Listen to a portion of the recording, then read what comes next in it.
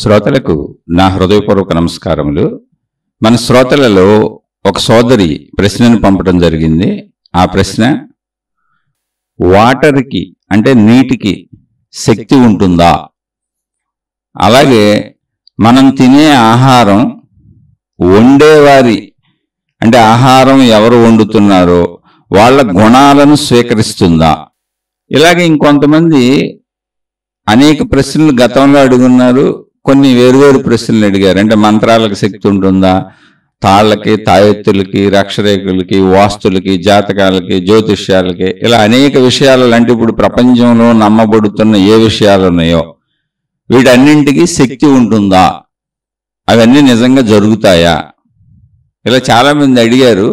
అయితే అనేక మంది నమ్మేటువంటి విషయాలని ఇది తప్పు లేదా ఇది రైటు అని చెప్పటం సమంజసమైన విషయం కాదు. ఎందుకంటే ఇప్పుడు కొన్ని విషయాలను కొంతమంది నమ్ముతారు, కొంతమంది కాదని చెబుతారు. ఇప్పుడు జన విజ్ఞాన వేదికలు అనేటువంటి సంస్థలు కొన్ని ఉన్నాయి, సైన్స్ పరమైనటువంటి విషయాలతో ప్రజల్ని జాగృతపరుస్తూ ఉంటాయి. ఇప్పుడు ఆ సంస్థల వాళ్ళందరూ ఏం చెబుతారంటే ఇలాంటి మాయలు మహిమలు ఇవన్నీ ఏమీ లేవు, మీరు ఇలాంటి పిచ్చి పిచ్చివి నమ్మకండి అని చెబుతారు. ఈ ప్రదర్శనలు కూడా చేసి చూపిస్తారు. ఇప్పుడు ఎవరో శివలింగాలు తీశారు నోట్లోంచి, కడుపులోంచి వస్తున్నాయి అని, లింగోద్భవం అని చెప్పి. ఆ శివలింగాలు ఎలా తీయచ్చో వాళ్ళు తీసి చూపిస్తారు. వస్తువులు కదపటం, విభూతులు సృష్టించటం, ఇలాంటి మహిమలు అనేక ఆధ్యాత్మికతలో మహిమలు ప్రదర్శిస్తూ ఉంటారు చాలామంది. వస్తువులు సృష్టించటం, పువ్వులు సృష్టించటం, ఇవన్నీ కూడా ఈ జన విజ్ఞాన వేదిక వీళ్ళు చేసి చూపిస్తూ ప్రజల్ని చైతన్యపరుస్తూ ఉంటారు, మూఢనమ్మకాలను నమ్మొద్దని. అలాగే గ్రహణ సమయాలలో వండుకోకూడదనో తినకూడదనో ఇలా కొన్ని సాంప్రదాయాలు ఉన్నాయి. వాటిని కొంతమంది నమ్ముతారు. వాటిని మళ్ళీ సైన్స్ పరంగా కొంతమంది ఆ గ్రహణ సమయంలోనే రోడ్ల మీదకి వచ్చి వంటలు చేసి వండుకొని తిని చూపిస్తూ ఉంటారు. ఇలా ప్రతిదానికి ఒక ఆపోజిట్ వర్గం ఉంది, ఒక అనుసరించే వర్గం ఉంది. ప్రపంచంలో ఎప్పుడూ ఇలా విభేదత్వం ఉంటుంది. ముందు ఆ విషయం తెలుసుకోండి. అందరూ అన్నింటినీ సంపూర్ణంగా ఒప్పుకోవటం ఎప్పటికీ ప్రపంచంలో జరగదు. అసలు దేవుడు ఉన్నాడు, దేవుడు లేడు అనే కాన్సెప్టే ఉంది ఇక్కడ. దేవుడు ఉన్నాడు అన్నప్పుడు దేవుడు కావచ్చు, దేవత కావచ్చు, ఆకారం ఉన్నోళ్ళు కావచ్చు, లేదా దైవ శక్తి కావచ్చు, లేదా ప్రకృతి శక్తి కావచ్చు, విశ్వశక్తి కావచ్చు. అలా దేవుడు ఉన్నాడు అనే సిద్ధాంతాన్ని ఎక్కువ మంది నమ్ముతారు ప్రపంచంలో. అయితే ఎక్కువ మంది మళ్ళీ ఏం చేశారు, ఒకే దేవుణ్ణి నమ్మరు, ఒకే విధానాన్ని నమ్మరు, ఒకే పద్ధతిని నమ్మరు.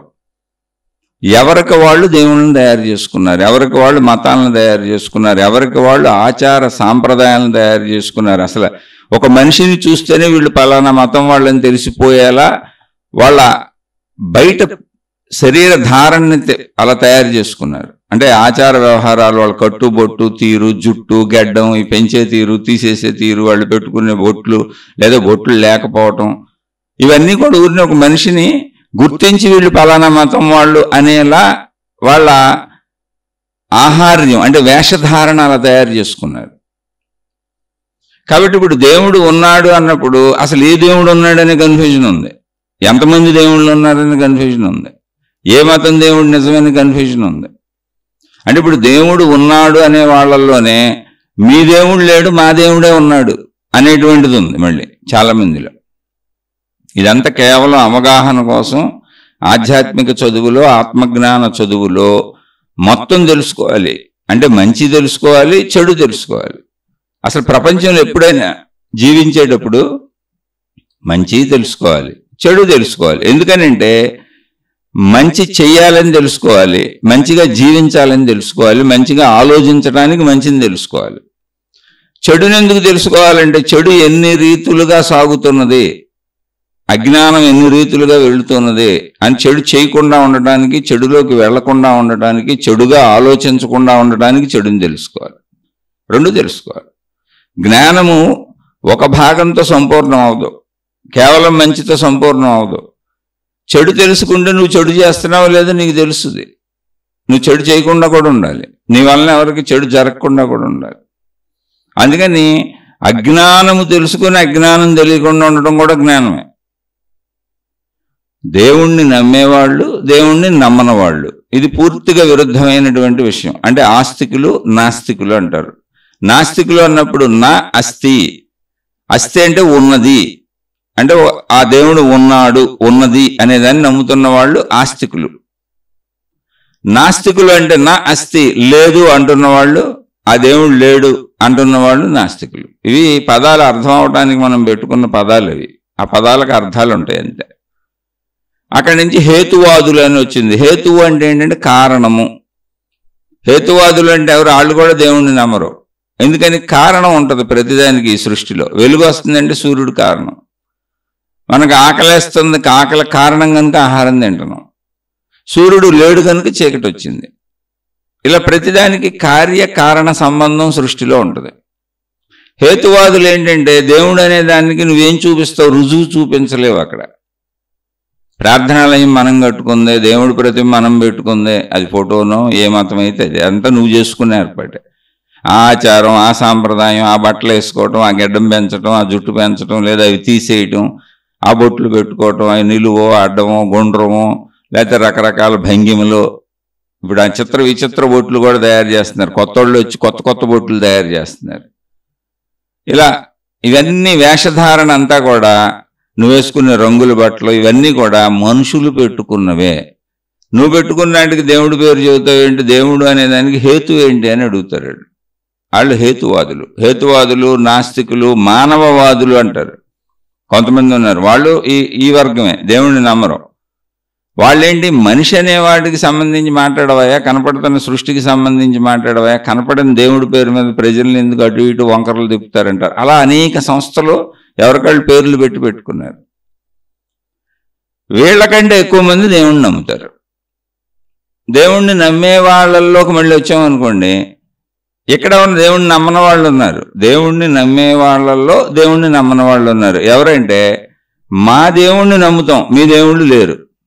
ఇది ఎవరి మతం వాళ్ళది, ఎవరి సిద్ధాంతం వాళ్ళది, ఎవరి పద్ధతి వాళ్ళది, ఎవరి దేవుడు వాళ్ళకి. ఒకే మతంలో అనేక మంది దేవుళ్ళు ఉన్నోళ్ళు ఆ దేవుణ్ణే నమ్ముతారు. వాళ్ళ దేవుణ్ణో వాళ్ళ దేవతనో. మిగిలిన దేవుళ్ళని అసలు వాళ్ళు పట్టించుకోరు. ఉన్నారా లేరండి, లేనట్టే లెక్క. వాళ్ళకి లేరని చెప్పకపోవచ్చు కానీ పట్టించుకోరు. వాళ్ళ దేవుణ్ణి బాగా పట్టించుకుంటారు. ఇక మతాలైతే అసలు దారుణంగా దాడులే చేసుకుంటున్నాయి. మత దాడులే జరుగుతున్నాయి. ఏమని? బాహాటంగా. కొన్ని మతాల వాళ్ళు బాహాటంగా ప్రచారం చేస్తే మైకుల్లో చెప్తానే ఉంటారు అసలు ఇతర దేవుళ్ళు లేనే లేరు, అసలు ఆ దేవుళ్ళు పూజలే తప్పు, ఆ విధానాలే తప్పు. ఇలా బాహాటమైనటువంటి నిందలు, బాహాటమైనటువంటి దాడులు ఒకళ్ళ మీద ఒకళ్ళు చేసుకోవటం. మా దేవుడు మాత్రమే కరెక్టు అంటే మా దేవుణ్ణి నమ్ముతాం, మీ దేవుళ్ళు అసలు లేరు అంటే మళ్ళీ దేవుణ్ణి నమ్మే వాళ్ళల్లో మా దేవుడే నిజం, మీ దేవుడు అబద్ధమనే నాస్తికులు ఉన్నారు. వాళ్ళు నాస్తికులే. ఇతర దేవుళ్ళ పట్ల నాస్తికులు, ఇతర మతాల పట్ల నాస్తికులు, ఇతరుల నమ్మకాల పట్ల నాస్తికులు. మా నమ్మకాలు, మా దేవుడు, మా విధానం కరెక్ట్. అంటే ఇదంతా ఎందుకు చెబుతున్నాను అంటే ఇదంతా తెలుసుకోకపోతే ఆధ్యాత్మిక చదువు, ఆత్మజ్ఞాన చదువు. ఎందుకనంటే వీళ్ళందరూ మనుషులే, వీళ్ళందరూ మనలాంటి వాళ్ళే, వీళ్ళందరూ మనకంటే తెలియగలవాళ్లే, వీళ్ళందరికీ మనకంటే ఎక్కువ ప్రజ్ఞ ఉంది. మనం ఏదో మాట్లాడుకుంటున్నాం ప్రజ్ఞ గలవాళ్ళం అనుకోబాకండి. మతాలు సృష్టించిన వాళ్ళు, మార్గాలు సృష్టించిన వాళ్ళు, ఇతర మతాలు కాదని ఖండించేవాళ్ళు, మా మతమే కరెక్ట్ అనేవాళ్ళు, మత దాడులు చేసుకునేవాళ్ళు, విపరీతమైన ప్రజ్ఞ ఉన్నవాళ్ళు, మామూలు ప్రజ్ఞ కాదు.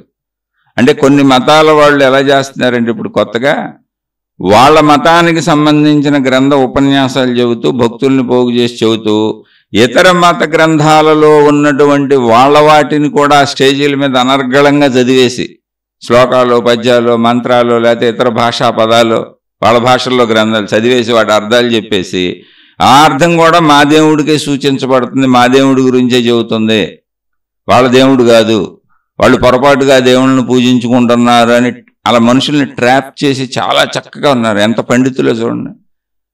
మనకు అసలు ఏమీ రాదు, మనం ఊరికనే ఇలా చెప్పుకుంటాం. ఇప్పుడు గట్టిగా నేను చెప్పమంటే నేను మీకు 2 శ్లోకాలు 2 మంత్రాలు కూడా చెప్పలేను, నాకు రాదు అసలు.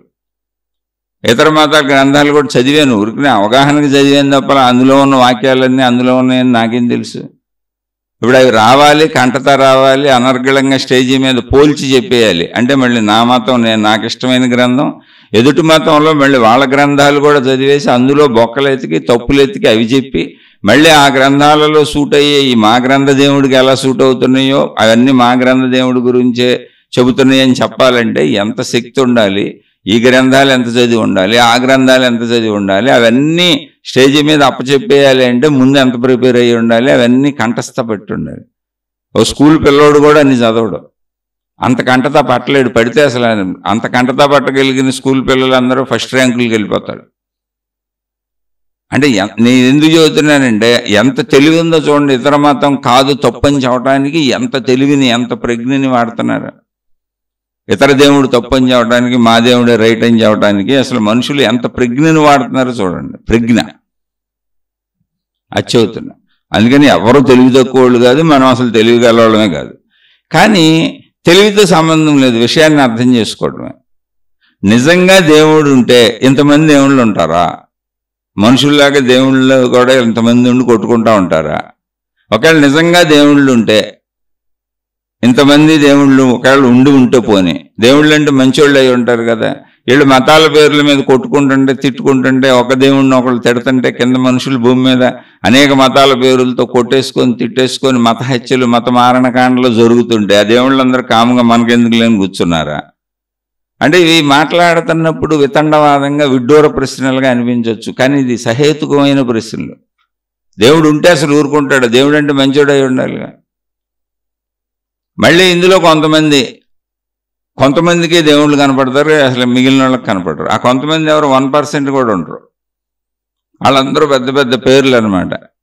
పెద్ద పెద్ద మాతాజీలు, అమ్మలు, పెద్ద పెద్ద గురువులు, సద్గురువులు, జగద్గురువులు, ఆది గురువులు. ఇక వాళ్ళ ఇష్టం వాళ్ళకి పేర్లు పెట్టేసుకుంటారు. వాళ్ళకి పేర్లు ఇచ్చిన వాళ్ళు ఎవరు లేరు, వాళ్ళే పెట్టుకుంటారు. ఒకవేళ ఇచ్చిన వాళ్ళు ఉన్నారంటే వాళ్ళ చుట్టూ తిరిగే నలుగురు ఎవరు వాళ్ళ శిష్య సమూహంలో వాళ్ళతో పెట్టించుకుంటారు, లేదా వాళ్ళు ఇస్తారు వీళ్ళకి. ఇవన్నీ మనుషులకి ఇచ్చుకునే.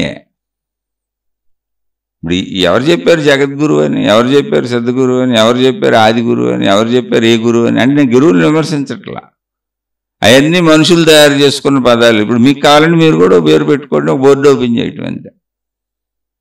ఇది కాదు అసలు విషయం. బాహ్యానికి వెళ్ళేదంతా కూడా, అంటే నీకు భిన్నంగా నువ్వు బయటకు వెళ్ళి చేసేది చెప్పేది అంతా కూడా భౌతికమే. ఈ విషయాన్ని నువ్వు తెలుసుకుంటే నువ్వు నీ తెలివిని, నీ ప్రజ్ఞని సర్వనాశనానికి వాడుతున్నావని నీకు తెలుస్తుంది. మీరు ఎప్పుడైనా చూడండి, ఒక దేవుడు, ఒక మతము, ఆ మతంలో ఉన్నోళ్ళకి, ఆ దేవుళ్ళలో ఉన్నోళ్ళకి, అందులో సాగుతున్న వాళ్ళకి అది నమ్మకంగా అనిపించవచ్చు, మంచి పనిగా అనిపించవచ్చు, సద్భావనగా అనిపించవచ్చు, వాళ్ళు చేస్తుంది చాలా సక్రమమైన పని అని వాళ్ళకి అనిపించవచ్చు. ఎప్పుడైతే ఒక మతము, ఒక దేవుడు ప్రచారం తీవ్రంగా ప్రపంచంలో జరుగుతూ ఉంటుందో, అది ఎవరిదైనా వాళ్ళ తెలివితో వాళ్ళు ఎంత చేస్తూ దాన్ని పెంచుతూ ఉంటారో, దానికి ఆపోజిట్గా అనేక మతాలు, అనేక దేవుళ్ళు ఉన్నారు కనుక అంత వైరుధ్యం వీళ్ళకి తెలియకుండానే పెరుగుతూ ఉంటుంది.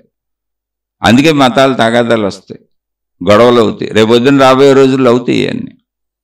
మీరు ఏది చేసినా బాహ్యంలోకి వచ్చి మీరు నాదే కరెక్టు అన్నారంటే అది భౌతికంలో, ఇంట్లో, ఒక కుటుంబంలో మీరు నాదే కరెక్ట్ అని మీ తండ్రితో అన్నా, మీ తల్లితో అన్నా, మీ భార్యతో అన్నా, మీ భర్తతో అన్నా, ఏ పక్క మనిషితో అన్నా, మీ సొంత కుటుంబం కానీ, బయట కానీ, ఆఫీసుల్లో కానీ, స్నేహితుల్లో కానీ, ఎక్కడైనా రోడ్డు మీద కానీ, ఊరికన ఒక చిన్న యాక్సిడెంట్ అయితే రోడ్డు మీద కానీ పోనీ, నాదే కరెక్టు అన్న ప్రతి చోట ఘర్షణ వస్తుంది.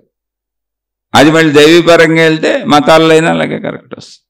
నీది కరెక్ట్ అయితే నువ్వు చేసుకో, ప్రపంచాన్ని మొత్తాన్ని ఇందులోకి తెచ్చేయాలని ఎందుకు అనుకుంటున్నావు? అసలు ఎప్పటికీ అర్థం కావట్లేదు. ప్రపంచాన్ని ఉద్ధరిస్తున్నామని చెబుతారు. ప్రపంచాన్ని ఉద్ధరించడం ఏంటి? అనేక మతాలు కొట్టుకు చేస్తుంటే. ఎప్పుడైనా ఒకటి బాగా పాపులర్ అవుతుందంటే అనేకం ఉన్నప్పుడు రెండవది దానికి ఘర్షణ అవుతుంది. చాలా సింపుల్ ఇష్యూ అది. జ్ఞానం గలవాళ్ళు అలా ఆలోచిస్తారు. మూర్ఖత్వము, అజ్ఞానము, నేను పట్టుకున్న కుందేలుకి మూడే కాళ్ళు ఉన్నాయి, నాదే కరెక్ట్ అనేవాళ్ళు తమ వాటిని ఎలా పైకి లేపాలి అంటే, ఇప్పుడు చూడండి, నేననే ఒక స్వార్థం నాకు ఉందనుకోండి, నాకు అన్నీ కావాలి, నేను బాగా సంపాదించుకోవాలి, ఎక్కువ పొందాలి, కష్టపడకుండా సుఖంగా పొందేయాలి, మా వాళ్ళందరూ కష్టపడకుండా సుఖంగా బతికేయాలి. ఒక మనిషిగా, సగటు మనిషి ఆలోచన ఎలా ఉంటుంది చెప్పండి? ఇందులో అన్యాయం, అక్రమం తీసేయండి, అసలు చెడు తీసేయండి. మేము బాగుండాలని ఉంటుంది, అందరికంటే మేము బాగుండాలని ఉంటుంది, ఎవరికైనా ఉంటుంది. అది సహజం మనిషికి. అది అలాగే ఎప్పుడైతే అందరికంటే నేను బాగుండాలి అనేది ఒక మనిషి మనస్తత్వం, మతం అలాగే చేశాడు, మార్గం అలాగే చేశాడు, దేవుణ్ణి అలాగే చేశాడు. ఓకే, ఇప్పుడు నీకు సాగుతుంది కాబట్టి, నీకు తెలివి ఉంది కాబట్టి, నేను కొంతమంది అనుసరిస్తున్నారు కాబట్టి, నేను కొంతమంది నమ్మారు కాబట్టి, నువ్వు వాళ్ళని నమ్మిస్తున్నావు కాబట్టి, నువ్వు ఒక దేవుణ్ణో ఒక మతాన్నో ఒక విధానాన్నో బాగా పాపులర్ చేసేద్దామని నీకు తోచిన ప్రయత్నాలన్నీ చేస్తున్నావు. మరి నీ ఆపోజిట్ వాళ్ళు ఏం చేస్తారు? వాళ్ళు చేయరా? నిన్ను చూసైనా నేర్చుకుంటారు. ఇప్పుడు వాళ్ళు చూసావు మత ప్రచారాలు మొదలుపెట్టారు, వాళ్ళు దేవుడి ప్రచారాలు మొదలుపెట్టారు. మనం కూడా చేయకపోతే అట్టాకు, లేకపోతే మన దేవుడు మిగలకుండా పోతాడు, మన మతం మిగలకుండా పోతుంది, మనకు మనుషులు మిగలకుండా పోతారని వాళ్ళు మొదలెడతారు. ఇలా ఉన్న మతాలన్నీ మొదలు పెడితే మొత్తం ఈ ఉన్న మతాలలో ఉన్నది ఎవరు? మతం అంటే ఎవరు? అసలు మనుషులే. దేవుడు అంటే ఎవరు? మనుషులే. ప్రచారం అంటే ఎవరు? మనుషులే. ఇవన్నీ ఎక్కడ చేయాలి? మనుషుల మధ్యలోనే. చేసేవాళ్ళు ఎవరు? మనుషులే. ఆకర్షించేది ఎవరిని? మనుషుల్నే. అప్పుడు ఘర్షణలు ఎవరి మధ్య వస్తాయి? మనుషుల మధ్య. ఆ ఉన్న మనుషుల్ని అన్ని మతాల వాళ్ళు చీల్చుకోవాలి, గేలాలేసి చేపలను పెట్టినట్టు పట్టాలి. జ్ఞానం కలిగిన వాళ్ళకి ఈ విషయం అర్థమవుతుంది. అది విశాల జ్ఞానం కావాలి. అదే ఆధ్యాత్మిక చదువు, ఆత్మజ్ఞాన చదువు అంటే. అది పోరాటాలుగా మారకూడదు. మన ఆరాటం పోరాటం అవ్వకూడదు. మన ఆరాటం మనని మనం సరిదిద్దుకోవటం అవ్వాలి. ప్రతి వ్యక్తి ప్రపంచంలో తనను తాను చెడులోకి వెళ్లకుండా మంచిలో నడుపుకునే ఆరాటం ఉండాలి. అది ఆధ్యాత్మికత. ఆధ్యాత్మికత వ్యక్తిగతము. దైవ ప్రచారాలు, మత ప్రచారాలు, మార్గాలు, విధానాలు భౌతికము, సంపూర్ణ భౌతికము. వృత్తి వ్యాపార ఉద్యోగాలతో ధనపరంగా, నీ కుటుంబ పరంగా, నీ కుటుంబం బాగుండాలని నువ్వు ఎలా వృత్తి వ్యాపార ఉద్యోగాలతో ఆశిస్తూ కష్టపడుతూ నిన్ను పెంచుకొని, నీ సౌఖ్యాలు పెంచుకొని, నీ సంపదలు పెంచుకోవటం కోసం నిత్యం ఎలా ప్రయత్నిస్తూ, నీ వాళ్ళందరూ బాగుండటం కోసం నిత్యం ఎలా ఆశిస్తూ కోరుకుంటూ ప్రయత్నిస్తూ ఉంటావో, అలాగే మతము మార్గం దేవుడు చేసుకున్నావు. అంతే, అంతకంటే ఏం లేదు. వృత్తి వ్యాపార ఉద్యోగాలు జీవితంగా వృత్తిగా ప్రవృత్తిగా పెట్టుకొని అదే మన విధానంగా అనేక వ్యాపారాలు జరుగుతాయి, ఉద్యోగాలు జరుగుతాయి. బతుకు పోరాటం అంతా డబ్బు సంపాదనకే. ప్రతి మనిషి బాగా హైయెస్ట్ మంచి ఉద్యోగాలు వచ్చిన వాళ్ళు ఉన్నారనుకో 8 గంటలు కష్టపడతారు. వ్యాపారస్తులు అనుకోండి, అసలు పొద్దున 8 షాపు తీస్తారు, వాళ్ళు రాత్రి 10 షాపు కడతారు. అవి బాగా మంచి వ్యాపారాలు అనుకోండి, పోనీ 10 తీస్తారు, 10 కడతారు. చిన్న చిన్న వ్యాపారస్తులు అనుకోండి, తెల్లారు 6 నుంచి తీసుకే కూర్చుంటారు, రాత్రి 10 వరకు అలా కూర్చొనే ఉంటారు. ఎప్పుడో పాపం ఇంటికి వెళ్తారు. ఏంటి? బతుకు పోరాటం. అలాగే అటువంటి వృత్తిగా పెట్టుకున్నారు మతాలు, మార్గాలు, దేవుళ్ళు. మేము అంకితం అయిపోయాం ఆ దేవుళ్ళకని. అక్కడ ఏమీ లేదు, వాళ్ళ వృత్తి ప్రవృత్తి అది పెట్టుకొని డబ్బులు ప్రజల్ని అడుగుతున్నారు. ఇక్కడేమో మామూలు భౌతికంలోనేమో వృత్తి వ్యాపార ఉద్యోగాలు చేసేవాళ్ళేమో వాళ్ళు కష్టపడి డబ్బు సంపాదించుకుంటున్నారు. వీళ్ళేమో దేవుడి పేరుతో మేము కష్టపడుతున్నాం, మా జీవితం దేవుడికి అంకితం చేసాం, ఈ మతానికి అంకితం చేసాం, ఈ దేవుడికి అంకితం చేసాం, ఈ దేవుడిని ప్రచారం చేస్తాం.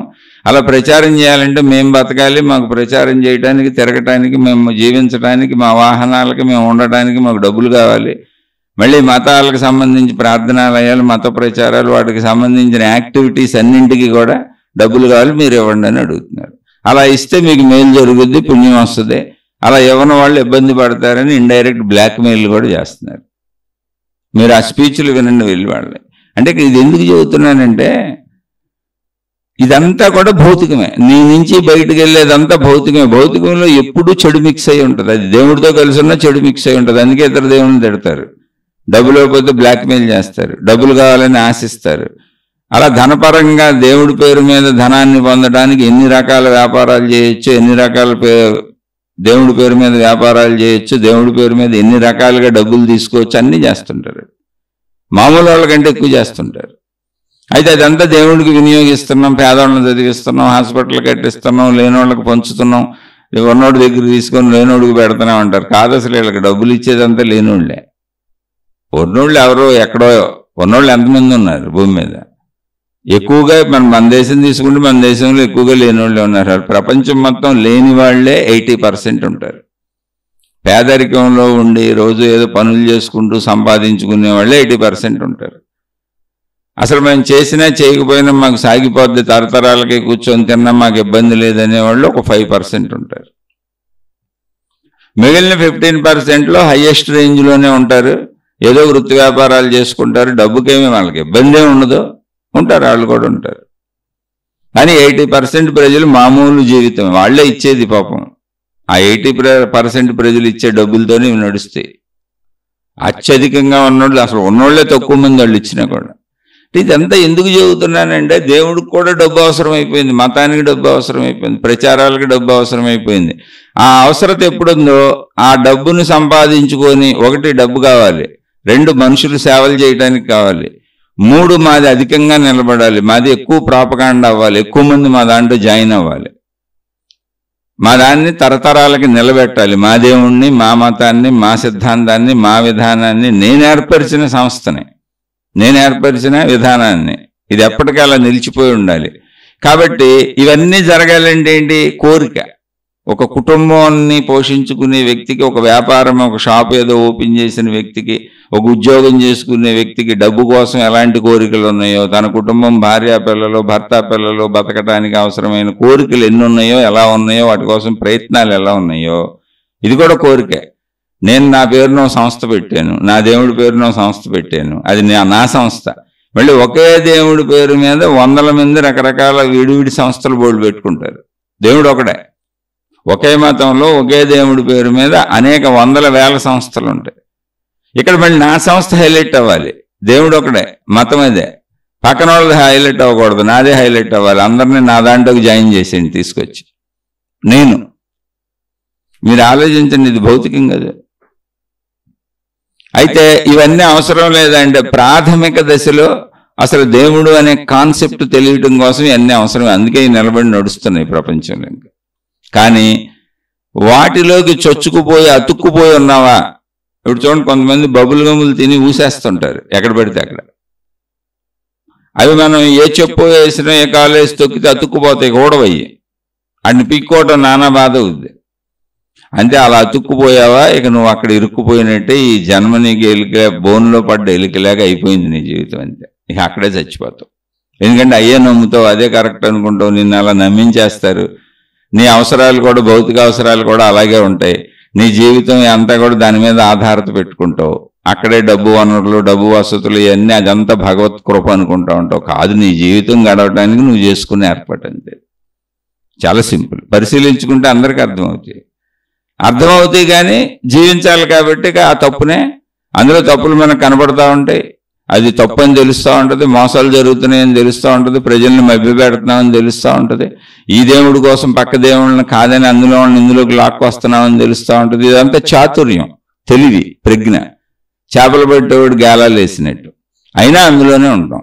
నేనేం చెబుతున్నానంటే, మీరు అందులో ఉండటం తప్పు కాదు, చేయటం తప్పు కాదు, వెళ్ళటం తప్పు కాదు. కానీ బబుల్ గమ్ అతుక్కుపోయినట్టు కాలుకి మీరు అందులో అతుక్కుపోయి ముందుకు వెళ్లకుండా, జ్ఞానం తెలుసుకోకుండా ఉంటే మాత్రం జీవితం వృధా అయిపోద్ది.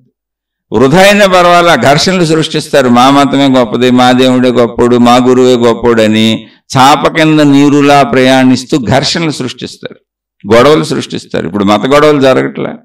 ప్రపంచంలో ప్రమాదకరమైన ఇష్యూ ఏదన్నా ఉందంటే ఇప్పుడు మతమే. మతాల పేరు మీద దేశాలు కొట్టుకుంటున్నాయి. అవన్నీ మత ఘర్షణలే. ఎక్కడైనా చూడండి మత ఘర్షణలే. అసలు కొన్ని చోట్ల, కొన్ని ఏరియాల్లో అటు వెళ్ళాలంటే వేరే మతస్థులు భయపడతారు. అలాంటి ఊళ్ళో నేను వెళ్ళాను, చూశాను. భయపడతారు అసలు ఆ వైపు వెళ్ళాలంటే. నిరంతరం మత ఘర్షణలు జరుగుతూనే ఉంటాయి. అలా కొన్ని ప్రదేశాలు చాలా ప్రమాదకరంగా తయారైపోయినాయి. గత చరిత్ర అంతా మనం గడిచిపోయినటువంటి మానవ నాగరికతను వెనక్కి వెళ్ళి చూస్తే, మీరు మానవ నాగరికతలో గడిచిపోయిన చరిత్రలో వెనక్కి వెళ్ళిపోయి చూడండి. వెనక్కి వెళ్ళి ఒక 2-3 వేల సంవత్సరాలు వెనక్కి వెళ్ళి అక్కడి నుంచి మళ్ళీ ముందుకు రండి. ఎంతోమంది అధికారాలు సాగినటువంటి వాళ్ళు, రాజుల కాలంలో వాళ్ళకి అధికారాలు సాగినటువంటి వాళ్ళు ఇతర మతస్థుల మీద దాడులు చేసి, వాళ్ళ ప్రార్థనాలయాలు కూల్చేసి, వీళ్ళవే నిలిపి, వాళ్ళ కూల్చేసిన ప్రార్థనాలయాల మీద వీళ్ళ ప్రార్థనాలయాలు కట్టేసి, అసలు ఆ దేవుళ్ళకి సంబంధించిన నమూనాలను కూల్చిపారేసి వాటి మీద కట్టేసి, మా దేవుడే గొప్పని, మా మతంలోకి రాకపోతే చంపేస్తామని కత్తులు పెట్టి మతాలు మార్చారు. మారణోళ్ళని 3 మందిని చంపేశారు. మీరు మానవ నాగరికతలో ఒక పులి సింహం కంటే దారుణమైన క్రూరత్వాన్ని ప్రదర్శించారు. ఉంది మనిషిలో, వెనక నుంచి వచ్చింది, ఇప్పుడు కూడా ఉంది. అందుకని ఒకటి గుర్తుపెట్టుకోండి, ఈ క్రూరత్వం మనిషిలోకి ఎప్పుడు వస్తుంది అంటే, నేను గొప్ప, నాది పెంచుకోవాలన్నప్పుడే వస్తుంది ఆ క్రూరత్వం. దాన్ని అహంకారము అంటాం. అహాన్ని పెంచుకోవటం. అది మతమైనా దేవుడైనా, నేను నాది పెంచుకోవాలనుకున్నవాడు కుటుంబంలోనూ ఘర్షణ పడతాడు, సమాజంలోనూ ఘర్షణ పడతాడు, మతంలోనూ ఘర్షణ పడతాడు, మార్గంలోనూ ఘర్షణ పడతాడు. అసలు ఘర్షణాయుతమైనయే తయారు చేసి ఆ మాటలే తన చుట్టూ ఉన్న వాళ్ళకి చెప్పి వాళ్ళని హిప్నటైజ్ చేస్తుంటాడు. మన దేవుడు మీకు ఏదో చేసేస్తాడు. ఆ దేవుడు అసలు ఎప్పటికీ ఎవరికే కనపడడు. వాళ్ళకే కనపడలా, వాళ్ళ ఎంటిటీ కావాలి, వాళ్ళ ఎగ్జిస్టెన్స్ కావాలి. వాళ్ళు ఒకటి నిర్మించారు. ఆ నిర్మించిన దానికి ఎప్పుడు నాది నిలబడాలి అని. అంటే మనం నా కుటుంబం ఎలా నిలబడాలనుకుంటున్నామో వాళ్ళు అలా అనుకుంటున్నారు. మీరు ఏ మతంలో ఉన్నా, మీరు ఎవరితో సాగుతున్నా వీటిని ఒకసారి పరిశీలించుకోండి. నేనేం దేన్ని వదిలేయమంటలే, మళ్ళీ చెబుతున్నా, అన్నీ అవసరమే. నర్సరీ నుంచి పిల్లోడు చదువుకుంటూ వెళ్ళాలి. నర్సరీ నుంచి యూకేజీ, యూకేజీ నుంచి ఎల్కేజీ, ఇవన్నీ సంవత్సరం పడుతుంది ప్రతి. అలా 25 ఏళ్ళు చదువుతాడు. ఏది ధన సంపాదన కోసం. మరి ఇంకా ఆత్మజ్ఞానం తెలుసుకొని నేను అనంత ఆత్మశక్తి నేను తెలుసుకునే వరకు నువ్వు చదువుకోకుండా మధ్యలో ఎక్కడో నీకు ఆ జ్ఞానాన్ని అందించడానికి తయారు చేసినటువంటి సీక్వెన్స్ క్లాసుల్లో ఇరుక్కుపోయావు అనుకో. ఆ క్లాసులే మతాలు, మార్గాలు, విధానాలు. అంటే 1వ తరగతిలో ఉండిపోయావు, 2వ తరగతిలో ఉండిపోయావు, ఇక ఇక్కడి నుంచి రానంటున్నావు, 2వ తరగతి కరెక్ట్ అంటున్నావు, 5వ తరగతి కరెక్ట్ అంటున్నావు, 7వ తరగతి కరెక్ట్ అంటున్నావు, 10th క్లాసే కరెక్ట్ అంటున్నావు. ఇక ఇంతకు మించి చదువేం లేదు, ఎక్కడ నువ్వు ఉంటే అదే కరెక్ట్ అని అందరికీ ప్రచారం చేస్తున్నావు. ఎలా ఉంటుంది ఆలోచించండి ఒకసారి. కాదు, అన్ని మతాలు భౌగోళిక పరిస్థితులను బట్టి ఏర్పడినాయి. అంటే వివిధ ప్రాంతాలలో మనుషులుండి, అనేక దేశాలుండి, ఆ అనేక దేశాలలో అక్కడ ఉన్నటువంటి భౌగోళిక వాతావరణ పరిస్థితులను బట్టి వాళ్ళ వేషధారణలు వచ్చినాయి. అంటే బట్టలు కట్టుకునే విధానం, జుట్టు పెంచాలా తీసేయాలా, అక్కడ పరిస్థితులను బట్టి ఆ వేషధారణలో వాటిలో వాళ్ళు ఏర్పరుచుకున్న మతాలు, వాళ్ళు ఏర్పరుచుకున్న ఆచార సాంప్రదాయాలు, వాళ్ళు ఏర్పరుచుకున్న పద్ధతులు. తర్వాత ప్రపంచం అంతా గ్లోబలైజేషన్ కలిసిపోయింది, విమానాలు వచ్చినాయి, అటోళ్ళు ఇటు ఇటోళ్ళు అటు, అందరూ అన్ని దేశాల్లోనూ అన్ని దేశాల వాళ్ళు కలిసి బతకొచ్చు. ఇప్పుడు ఆ సౌకర్యాలు వచ్చినాయి కాబట్టి అన్ని మతాలు ఒకే సందులోకి వచ్చినాయి. మన పక్క వాళ్ళందరూ, అనేక మతాల వాళ్ళందరూ పక్క ఇళ్ళు కట్టుకుని ఒకే సందులో ఉంటారు. ఎవరి మతాల్లో వాళ్ళు సాగొచ్చు, ఎవరి ఆచార సాంప్రదాయాలు వాళ్ళు పాటించుకోవచ్చు, ఎవరి దేవుళ్ళని వాళ్ళు నమ్మి వెళ్ళొచ్చు. ఎందుకంటే వాళ్ళకి తెలిసింది అదే కాబట్టి, చిన్నప్పటి నుంచి పుట్టింది అక్కడే కాబట్టి, పెరిగింది అక్కడే కాబట్టి. దానికి చెప్పారు స్వధర్మో నిధనం శ్రేయ పరధర్మో భయావహ అని. ధర్మము అంటే స్వధర్మము అంటే మనం పుట్టిన చోట ఏం సాగుతుందో అది మనకు తెలిసినటువంటి అలవాట్లు. ధర్మాలు అంటే మనం పుట్టిన చోట మనం ఏర్పరుచుకున్నటువంటి విధానాలు. అవి భౌతికం కావచ్చు, ఆధ్యాత్మికం కావచ్చు. అవి ఆచరించటం శ్రేయస్సు అన్నారు. ఎందుకని?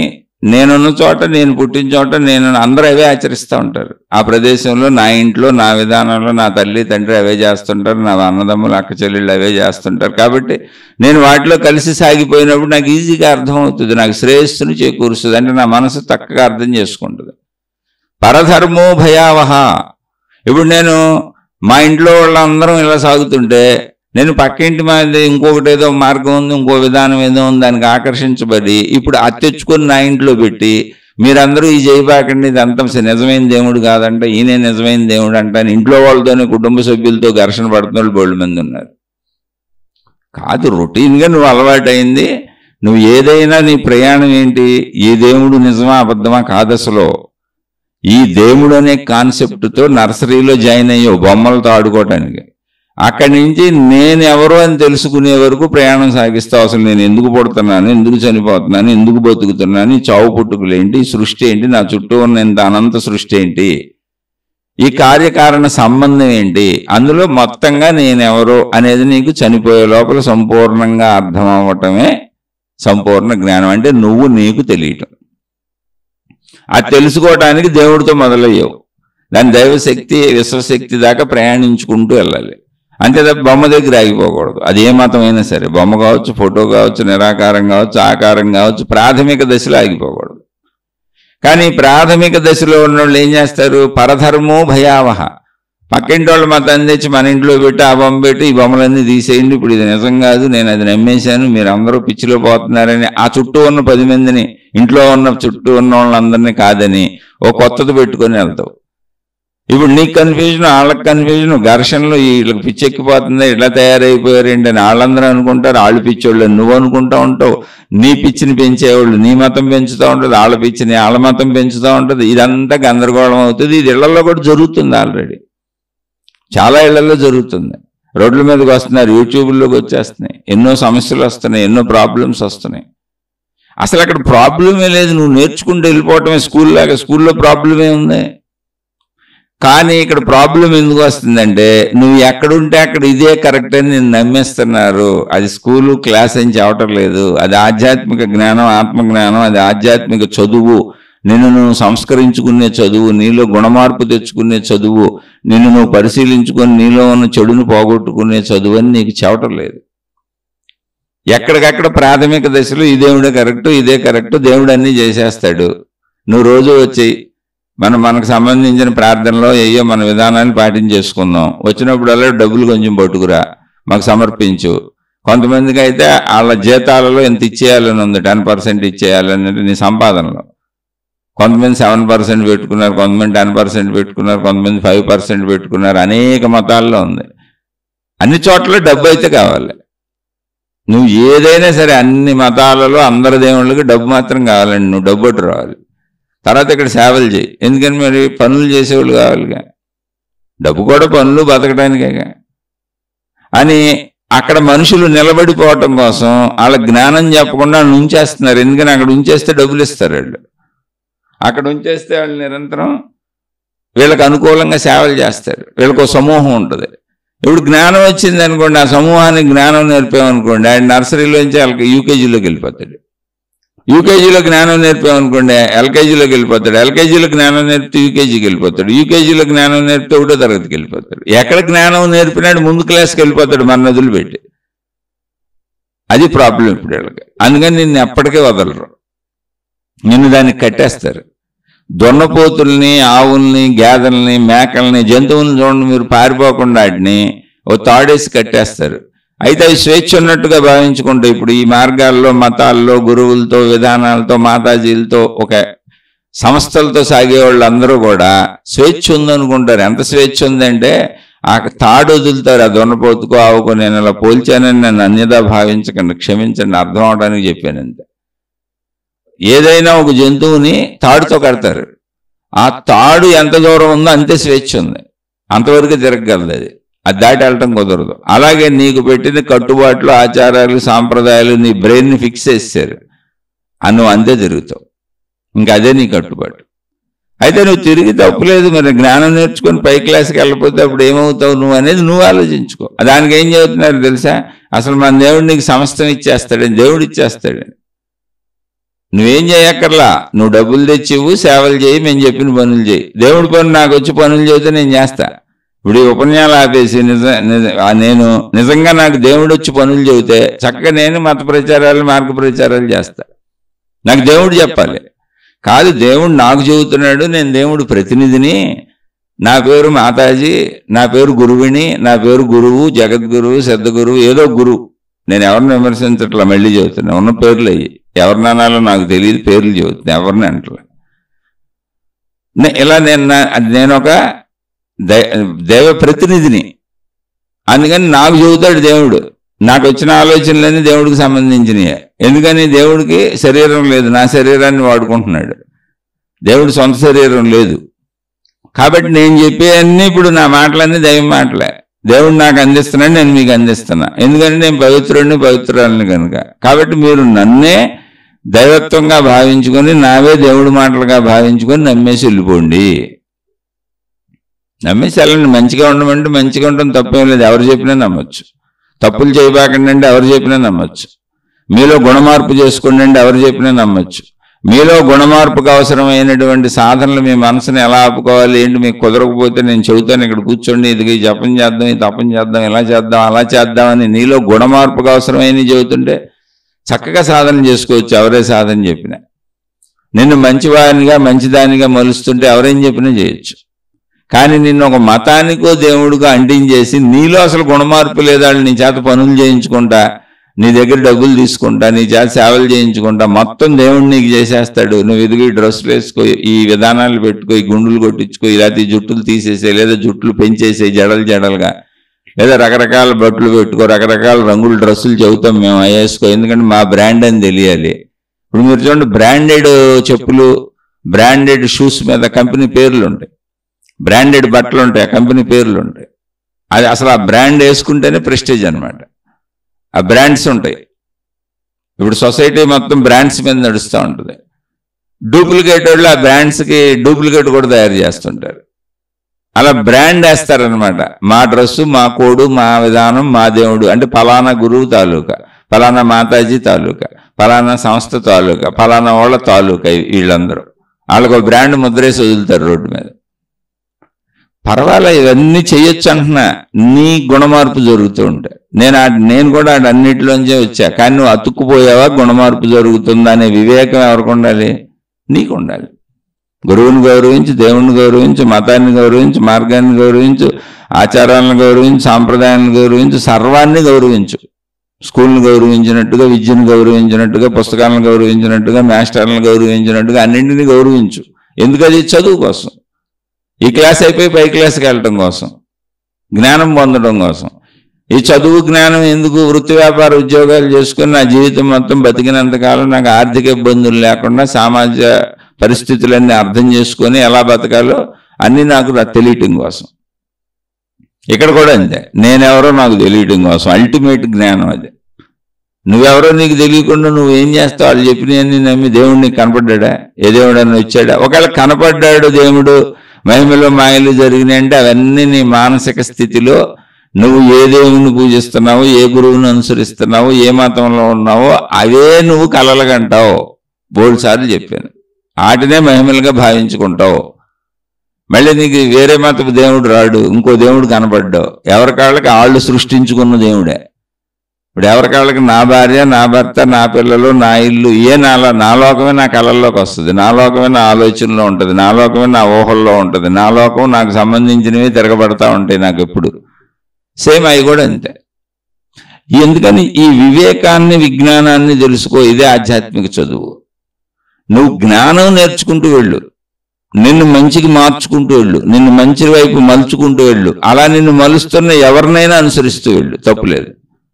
ఇక్కడ అల్టిమేట్ ఏంటంటే నువ్వు చెడు బాగొట్టుకోవాలి, పూర్తి మంచిగా మారిపోవాలి, నీలో గుణమార్పు జరగాలి. అల్టిమేట్ జీవితంలో మంచిగా జీవించడం. 100 ఏళ్ళు ఉంటాం భూమి మీద మనం. ఇక్కడ అన్ని అరాచకాలు, అన్యాయాలు జరుగుతుంటే మనుషులు ఎలా బతుకుతారు? ఒక మనిషి ఇంకో మనిషిని నానా రకాల మోసాలు చేస్తుంటే ఎలా బతుకుతారు? అశాంతి, దుఃఖం అక్కడే కదా వచ్చినాయి. భార్య భర్తను మోసం చేస్తుంది, భర్త భార్యను మోసం చేస్తాడు. ఇలా ప్రతి సంబంధ బాంధవ్యము ఇంకొకళ్ళని మోసం చేస్తూ ఉంటే అసలు ఎలా బతుకుతారు? ఇక్కడ బతకడం కష్టమైపోద్ది కదా. కాబట్టి మోసము లేని జీవితం. ఎదుటి వాళ్ళ గురించి ఆశించకండి, మనం జ్ఞానం నేర్చుకోండి. కానీ మోసం లేని జీవితాన్ని 100 ఏళ్ళు జీవించాలి. ఒక తప్పు లేని జీవితం, ఒక అన్యాయం లేని జీవితం, ఒక మోసం లేని జీవితం, ఒక అక్రమం లేని జీవితం, ఉన్నదాంతో సంతృప్తి పడే జీవితం, మంచిగా జీవించే జీవితం. ఈ చదువు మనకు కావాల్సింది. ఆ చదువు మనం ఆధ్యాత్మికతలో నేర్చుకుంటూ వెళ్ళాలి. అది గురువులు ఏం నేర్పుతున్నారు నేర్చుకుంటూ వెళ్ళండి, గుణమార్పు చేసుకోండి. దానికి దేవుణ్ణి నమ్మండి, దానికి మతాన్ని నమ్మండి, దానికి గురువులను నమ్మండి, అందరినీ నమ్మండి. ఆ సాంప్రదాయాలు పాటించండి, ఆచార విధానాలు పాటించండి. చక్కగా మీ జీవితాలు ఆనందంగా ఉంచుకోండి. మళ్ళీ ఇక్కడ ఇంకో అద్భుతం ఉంది మీకు చెప్పాల్సింది.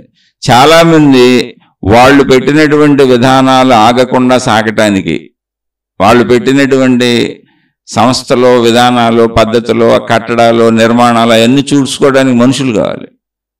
సృష్టిని చేస్తారు కానీ అవన్నిటికీ బోల్డ్ మంది మనుషులు కావాలి. అందుకని మనుషుల్ని కుటుంబ వ్యవస్థలోకి వెళ్ళనివ్వకుండా, వాళ్ళు పెళ్లిళ్ళు చేసుకొనివ్వకుండా, పిల్లల్ని కనివ్వకుండా తమకు అనుకూలంగా మలుచుకుంటున్నారు. మహాపాపం ఇది. చాలామంది చేస్తున్నారు. అది గొప్పతనం అని చెబుతున్నారు. నువ్వు దేవుడి కోసం జీవించటం అని చెబుతున్నారు. నువ్వు పెళ్లి చేసుకోబాక, వివాహం వద్దు, పిల్లల్ని కనబాక, తల్లిదండ్రులను వదిలే, కుటుంబాలను వదిలేసి వచ్చేయండి అంటే చాలామంది వెళ్ళిపోతున్నారు. పాపం వృద్ధాప్యంలో తల్లిదండ్రులను చూసే దిక్కు కూడా లేకుండా పోతుంది. ఈ మహాపాపం అంతా అది ఎవరు చేస్తున్నారో వాళ్ళకే చుట్టుకుంటుంది. ఎన్ని తరాలకైనా ఆ తరతరాలకు ఎంత పాపం చేశారో, ఎంతమందిని తల్లిదండ్రుల నుంచి విడదీశారో, కుటుంబాల నుంచి విడదీశారో, ఎంతమంది కుటుంబీకులు తమ వాళ్ళు వెళ్ళిపోయి ఏదో ఇవన్నీ నమ్మి గుడ్డుగా తమను వదిలిపెట్టి వెళ్ళిపోయి, బాధ్యతలు వదిలిపెట్టి వెళ్ళిపోయి వాటిల్లో చేరిపోయి ఇక్కడ చూసే దిక్కులేక ఎంతమంది బాధలు పడ్డారో అంత పాపాన్ని వాళ్ళు మోయాల్సింది ఎప్పటికైనా. ఎందుకని ఆలోచించండి, మన వ్యవస్థ ఏంటి అసలు? దేవుణ్ణి పక్కన పెట్టండి, మతాన్ని పక్కన పెట్టండి, మానవ వ్యవస్థ ఏంటి? తల్లిదండ్రులు నిన్ను పెంచారు, వృద్ధాప్యం వచ్చినాక తల్లిదండ్రులను ఎవరు చూస్తారు? వాళ్ళ మరణం వరకు వాళ్ళని ఎవరు చూస్తారు? డబ్బులు ఉన్నవాళ్ళైనా లేని వాళ్ళైనా వృద్ధాప్యంలో దారుణమైన స్థితులు అనుభవిస్తారు. వాళ్ళకి సహాయం కావాల్సిందే. పసితనంలో బిడ్డలకు ఎలా సహాయం కావాలో అప్పుడే పుట్టిన బిడ్డలు ఏమీ చేసుకోలేరు. అలాగే వృద్ధాప్యంలో తల్లిదండ్రులు ఏమీ చేసుకోలేని స్థితికి వస్తారు, సహాయం కావాలి.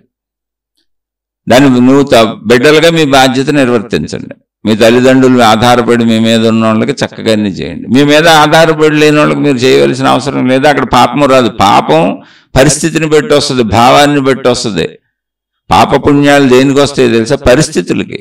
అన్నీ సాగిపోయి బ్రహ్మాండంగా ఉండి తల్లిదండ్రులు పిల్లల్ని పనివాళ్ళలాగా చూసి ఆస్తులన్నీ వాళ్ళ చేతుల కింద పెట్టుకొని, పెత్తనాలన్నీ వాళ్ళ చేతుల కింద పెట్టుకొని, పిల్లల్ని మా కింద పనివాళ్ళలాగా బతికొండండి అనేవాళ్ళు బోల్డ్ మంది తల్లిదండ్రులు నాకు తెలుసు.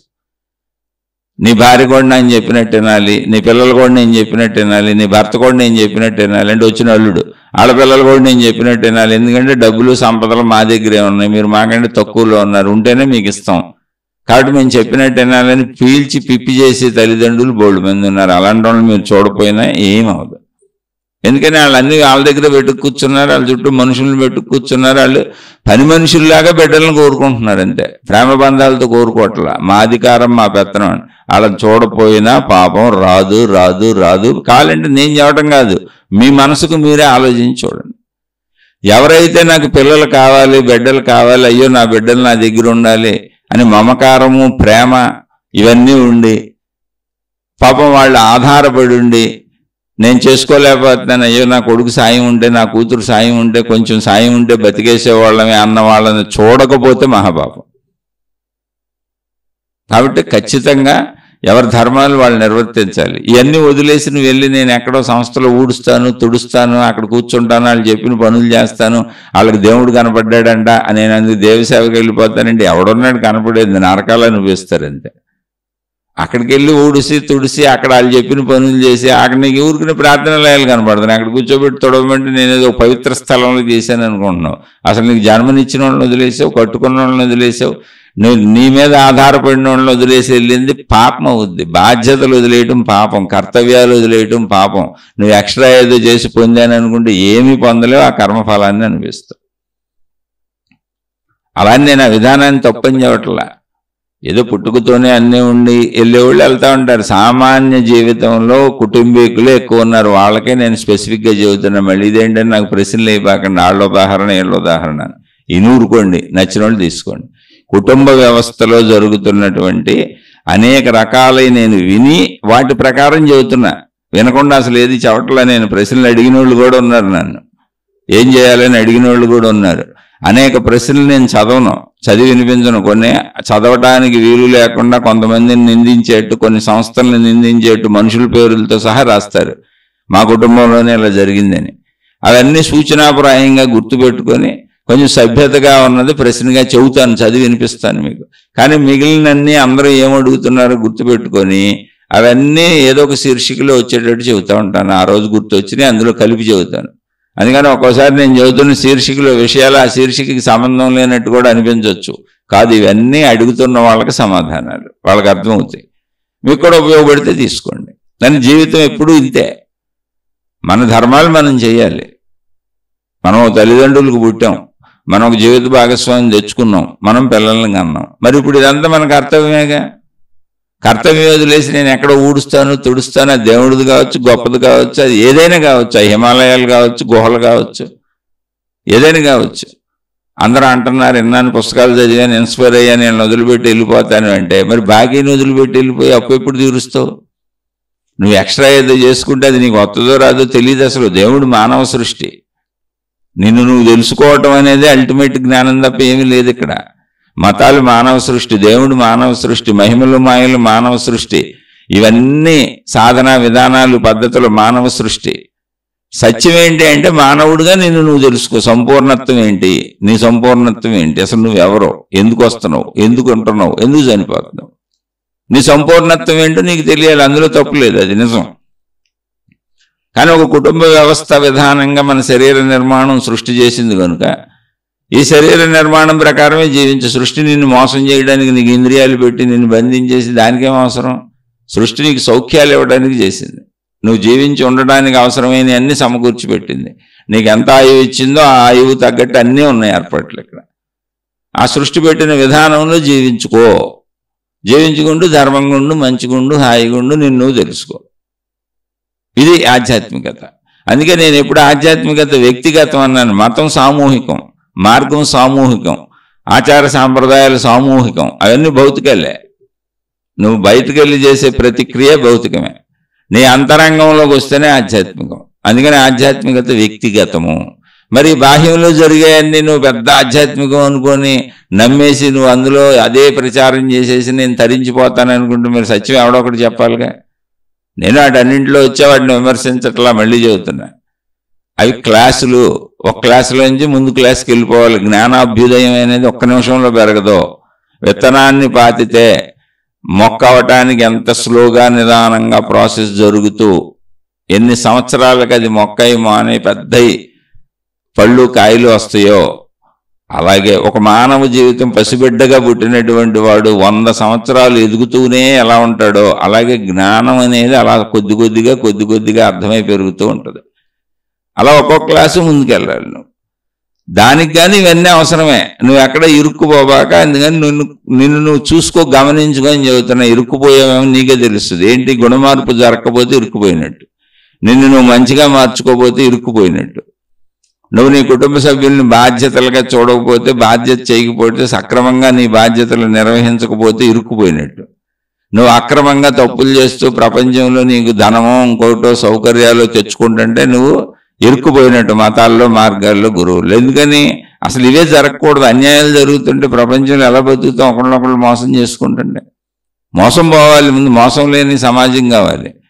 సరే, సమాజాన్ని మనం ఏం చేయగలం? సమాజం అంటే మనుషులే. అందుకని మోసం లేని మనిషి ఉండాలి, మోసం లేని మనసు ఉండాలి. అది జ్ఞానం. అలా నువ్వు సాగుతుంటే కరెక్టే. ఇప్పుడు ప్రశ్న ఏంటంటే, శక్తి గురించి అడిగారు.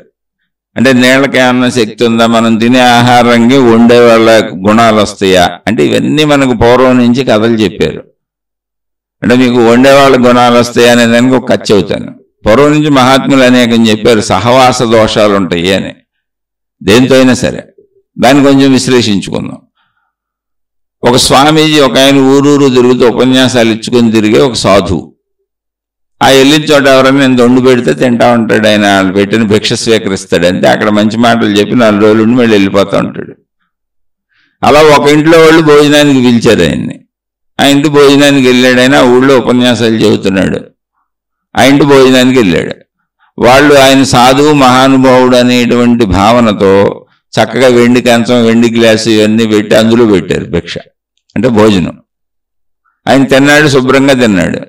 తిన్నాక వెళ్తా ఆయన ఏం చేశాడంటే ఓ వెండి గ్లాస్ పట్టుకుపోయాడు, దాని జోల్లో వేసుకొని తీసుకెళ్ళిపోయాడు. ఆయనకు పాపం ఎప్పుడు అసలు అలా అనిపించలా, ఆయన చాలా మంచోడు. కానీ ఆయన వెండి గ్లాస్ పట్టుకుపోయాడు. పట్టుకుపోయి అలా వెళ్ళిపోతూ ఏదో తన దారిలో వెళ్తూ ఊరి చివరికి వెళ్ళి ఓ చెట్టు కింద కూర్చున్నాడు. సాధువు ఒక చోట ఉండడు, తిరుగుతూ ఉంటాడు. ఆయన ఏదో ప్రజలకి ఒక ఊరిలో 4 రోజులు ఉండో ఆయన చెప్పదలుచుకుని చెప్పి వెళ్ళిపోతుంటాడు. కూర్చొని ఆలోచించాడు, ఇదేంటి వెండి గ్లాస్ పట్టుకొచ్చానండి నేను వాళ్ళ ఇంట్లో, ధనం మీద ఆశ నాకెందుకు వచ్చింది, నేను ఎంత సాధువునయ్యి చక్కగా మంచి ఉపన్యాసాలు చెబుతూ తిరుగుతున్నాను కదా అని ఆలోచించాడు ఆయన. ఈ లోపల ఆ ఇంటోళ్ళు కూడా చూసుకుంటే గ్లాస్ పోయింది. ఓరి మనం సాధువు అనుకున్నాం, దొంగయినని చెప్పి పక్కెళ్ళోళ్ళు వాళ్ళు వీళ్ళు అందరూ చెప్పుకొని గ్లాస్ ఎత్తుకుపోయాడు, పట్టుకోవాలి మనం, వెండి గ్లాస్ ఆయన దగ్గర ఉందని ప్రజలందరూ ఎత్తుకుతో బయలుదేరారు చాలామంది. వస్తే ఊరి చివరి చెట్టు కింద కూర్చొని ఉన్నాడు. ఏమయ్యా బుద్ధి ఉందా, ఇటు ఎత్తుకొచ్చేసావు అది ఇది అని తిట్టారు ఆయన్ని. అంటే అవునండి నేను కూడా అదే ఆలోచిస్తున్నాను, ఎప్పుడు చేయలేదు ఇలా, ఎందుకు ఎత్తుకొచ్చానని నేనని. ఇదిగో వెండి గ్లాస్ అని ఇచ్చేసాడు. తర్వాత ఆయన ఆలోచిస్తూ, ఏమంటే మీరు నాకు వంట వండి పెట్టారు, మీ ఆహారం తిన్నాకే నాకు అలా అనిపించింది, మీరు వంట వండిన వాళ్ళు ఎవరు ఉండారు, ఆ వంట వండిన వాళ్ళు బుద్ధులు గుణాలు ఏంటి ఒకసారి ఆలోచించి నాకు చెప్పండి అన్నాడు. సరే, ఆ ఇంటి ఆవిడ వాళ్ళు మంచివాళ్లే పాపం, వంటకి పని మనిషిని పిలిచింది. ఆ పని మనిషికి దొంగ బుద్ధి ఉంది. ఆ విషయం ఊళ్ళో అందరికీ తెలుసు. ఆ పని మనిషి, వంట వండిన పని మనిషికి దొంగ బుద్ధి ఉంది, కనపడిన వస్తువులు ఎత్తుకుపోతూ ఉంటుంది. ఆ వంట మనిషికి దొంగ బుద్ధి ఉంది. ఓహో, అప్పుడు చెప్పాడు ఆయన, మీరు దొంగ బుద్ధి ఉన్న వంట మనిషితో వండించారు, ఆమె స్వభావం ఈ ఆహారంలోకి వచ్చింది, ఈ ఆహారం తిన్నాను కాబట్టి ఆ గుణం నాకు వచ్చింది, నేను అందుకని అది పట్టుకొచ్చాను, కానీ చెడ్డవాళ్ళతో సహవాసం చేయకూడదని ఇలాంటి కథలు కోకొల్లలుగా చెప్పారు. కానీ బుద్ధులు అందులోకి వెళ్ళిపోతాయా, గుణాలు అందులోకి వెళ్ళిపోతాయా, వస్తువుల్లోకి వెళ్ళిపోతాయా, విషయాల్లోకి వెళ్ళిపోతాయా? అసలు శక్తి అంటే ఏంటి అంటే, నేను దేన్ని ఖండించట్లా, మీకు విషయం చెబుతున్నా. ఈ కథలు ఎందుకు చెప్పారు అంటే, చెడ్డవారి సహవాసం చేయకండి. మనం మనుషులు అందరం సహవాసంతోనే ఉంటాం. సహ అంటే పక్కన, వాసం అంటే నివసించడం, సహవాసం అంటే అది భార్య, భర్త, పిల్లలు, అన్నదమ్ములు, అక్క చెల్లెళ్ళు, స్నేహితులు, చుట్టూ ఉండే మనుషులు, పని మనుషులు, యజమానులు, మొత్తం మనుషుల సమూహాలుగా జీవించేది ప్రపంచంలో. అలా మనుషుల సమూహాలు జీవిస్తున్నప్పుడు, కలిసిమెలిసి ఉన్నప్పుడు, వాళ్ళది వీళ్ళు చెప్పుకుంటారు, వీళ్ళది వాళ్ళు చెప్పుకుంటారు, మాట్లాడుకోకుండా నోరు మూసుకొని ఉంటామా? వీళ్ళు చేసే వాళ్ళు చూస్తారు, వాళ్ళు చూసే వీళ్ళు చేస్తారు. కలిసిమెలిసి తిరుగుతున్నప్పుడు వీళ్ళ గుణాలు వాళ్ళకి, వాళ్ళ గుణాలు వీళ్ళకి, వీళ్ళ స్వభావం వాళ్ళకి, వాళ్ళ స్వభావం వీళ్ళకి వస్తూ ఉంటుంది. ఎందుకని? చెప్పుకుంటారు కనుక. ఊరికినే ఎందుకు వస్తుంది? వింటారు, చెప్పుకుంటారు, మాట్లాడుకుంటారు. ఇప్పుడు సినిమా చూస్తాం కాబట్టి తెలుసుకున్నాం. ఓ టీవీ సీరియల్ చూస్తాం కాబట్టి తెలుసుకున్నాం. ఓ పుస్తకం చదువుతాం కాబట్టి తెలుసుకున్నాం. ఇప్పుడు వాళ్ళ గుణం వీళ్ళకి వచ్చేసేటట్టయితే మీరు అసలు ఎందుకు చక్కగా మీ మత గ్రంథాన్ని తల కింద పెట్టుకు పడుకోండి రోజు, లేదా కౌగిలించుకు పడుకోండి, ఆ గుణాలన్నీ మీకు వచ్చేస్తాయేమో చూడండి. నేను విమర్శించట్లా, వితండవాదం అసలు కాదు. లేదు పుస్తకాల నుంచి ఎక్కడొస్తే వెళ్ళండి, పుస్తకం సజీవం కాదుగా అన్నారు అనుకోండి, పోనీ ఓ పని చేయండి. ఇప్పుడు గురువులు మహాత్ములని వాళ్ళ చుట్టూ తిరుగుతూ వాళ్ళ దగ్గర ఉంటున్నారు, వాళ్ళ గుణాలన్నీ మీకు వచ్చేసినాయా? వాళ్ళ ఫోటోలు పెట్టుకుంటున్నారు, ఆ దేవుళ్ళు ఇంకా బతికే ఉన్నారు, సజీవంగా ఉన్నారనేగా మీరు పూజించుకుంటుంది. 1000 సంవత్సరాల దేవుళ్ళని కూడా ఇప్పుడు పూజిస్తున్నారుగా. దైవ గుణాలు వచ్చేసినాయి మీకు, పూజిస్తున్నారుగా, అసలు ఆరాధిస్తున్నారుగా. పక్కన పెట్టుకోవటం ఏంటి? రోజు ఆరాధిస్తున్నారుగా. మరి గుణమార్పు జరగలేదే? ఆ దేవుడి గుణాలు వచ్చేయలేదే? ఒక మనిషి ఒక్కసారి వంట చేస్తేనే దొంగ బుద్ధి వచ్చేసిందని కథ మనం చెప్పుకుంటే, సహవాస దోషం వలన వచ్చేసిందని మనం చెప్పుకుంటే, అప్పుడు మీరు నిత్యం దేవుణ్ణి పూజిస్తానే ఉన్నారుగా. అసలు ప్రతి ఇంట్లోనూ నిత్య దైవారాధనలు ఉన్నాయి, దేవుడికి ఫోటోలు ఉన్నాయి, దేవుడికి రూములు ఉన్నాయి, పెట్టగలిగిన వాళ్ళు పెట్టారు, లేకపోతే దేవుడిని పోనీ ఎక్కడ ఏ గోడకో ఎలాంటి తీశారు, ఏమోలో పెట్టారు. మరి దైవ గుణాలు రాలేదేంటి మీకు? దైవ గుణాలన్నీ వచ్చి ఉంటే అసలు ఈ ప్రపంచం ఇలా ఉండదుగా. మళ్ళీ ఈ దైవీ గుణాలు ఏంటి? అసలు దేవుడే తెలియలేదుగా. బోల్డ్ మంది ఎవరి దేవుడు వాళ్ళు గొప్పని అనేక మతాలు, అనేక మంది దేవుళ్ళు తయారు చేసుకున్నారుగా. మళ్ళీ అనేక ఆచార సాంప్రదాయాలు పెట్టుకున్నారుగా. అసలు దేవుడిని అడక్కపోయారు. బాబు అసలు ఒరిజినల్గా నీ ఆచారం ఏంటి దేవుడా, నీ సాంప్రదాయం ఏంటి దేవుడా? అమ్మ దేవత నీదేంటి ఒరిజినల్గా ఆచారం ఏంటి, సాంప్రదాయం ఏంటి, విధానం ఏంటి, ఇన్ని రకాలు ఎందుకు వచ్చినాయి అంటే నీకు ఏ దేవుడు తెలియదు, ఎవరిని అడుగుతావు? పోనీ ఆ గుణాలన్నీ వచ్చి ఉండాలిగా నీకు. మనిషికే మనిషికి సంబంధించి మనిషి వంట వండితేనే ఇన్ని గుణాలు వస్తే అసలు నీకు దేవీ గుణాలు ఎన్ని వచ్చి ఉండాలి? దేవుడు ఇంకా శక్తివంతుడు కదా, ఉందనేగా నమ్ముతున్నావు, ఆ శక్తి ఉందనేగా నువ్వు నమ్ముతున్నావు. నీ ఇంట్లో పెట్టుకున్న ఫోటోలు కావచ్చు, మూర్తులు కావచ్చు, నువ్వు వెళ్ళే ప్రార్థనాలయాలు కావచ్చు, నువ్వు అనుసరించే గురువులు కావచ్చు. ఇప్పుడు సజీవంగా బతికున్న గురువులు కూడా బోల్డ్ మంది ఉన్నారు. కొన్ని వాళ్ళ గుణాలు వచ్చేసినాయా నీకు?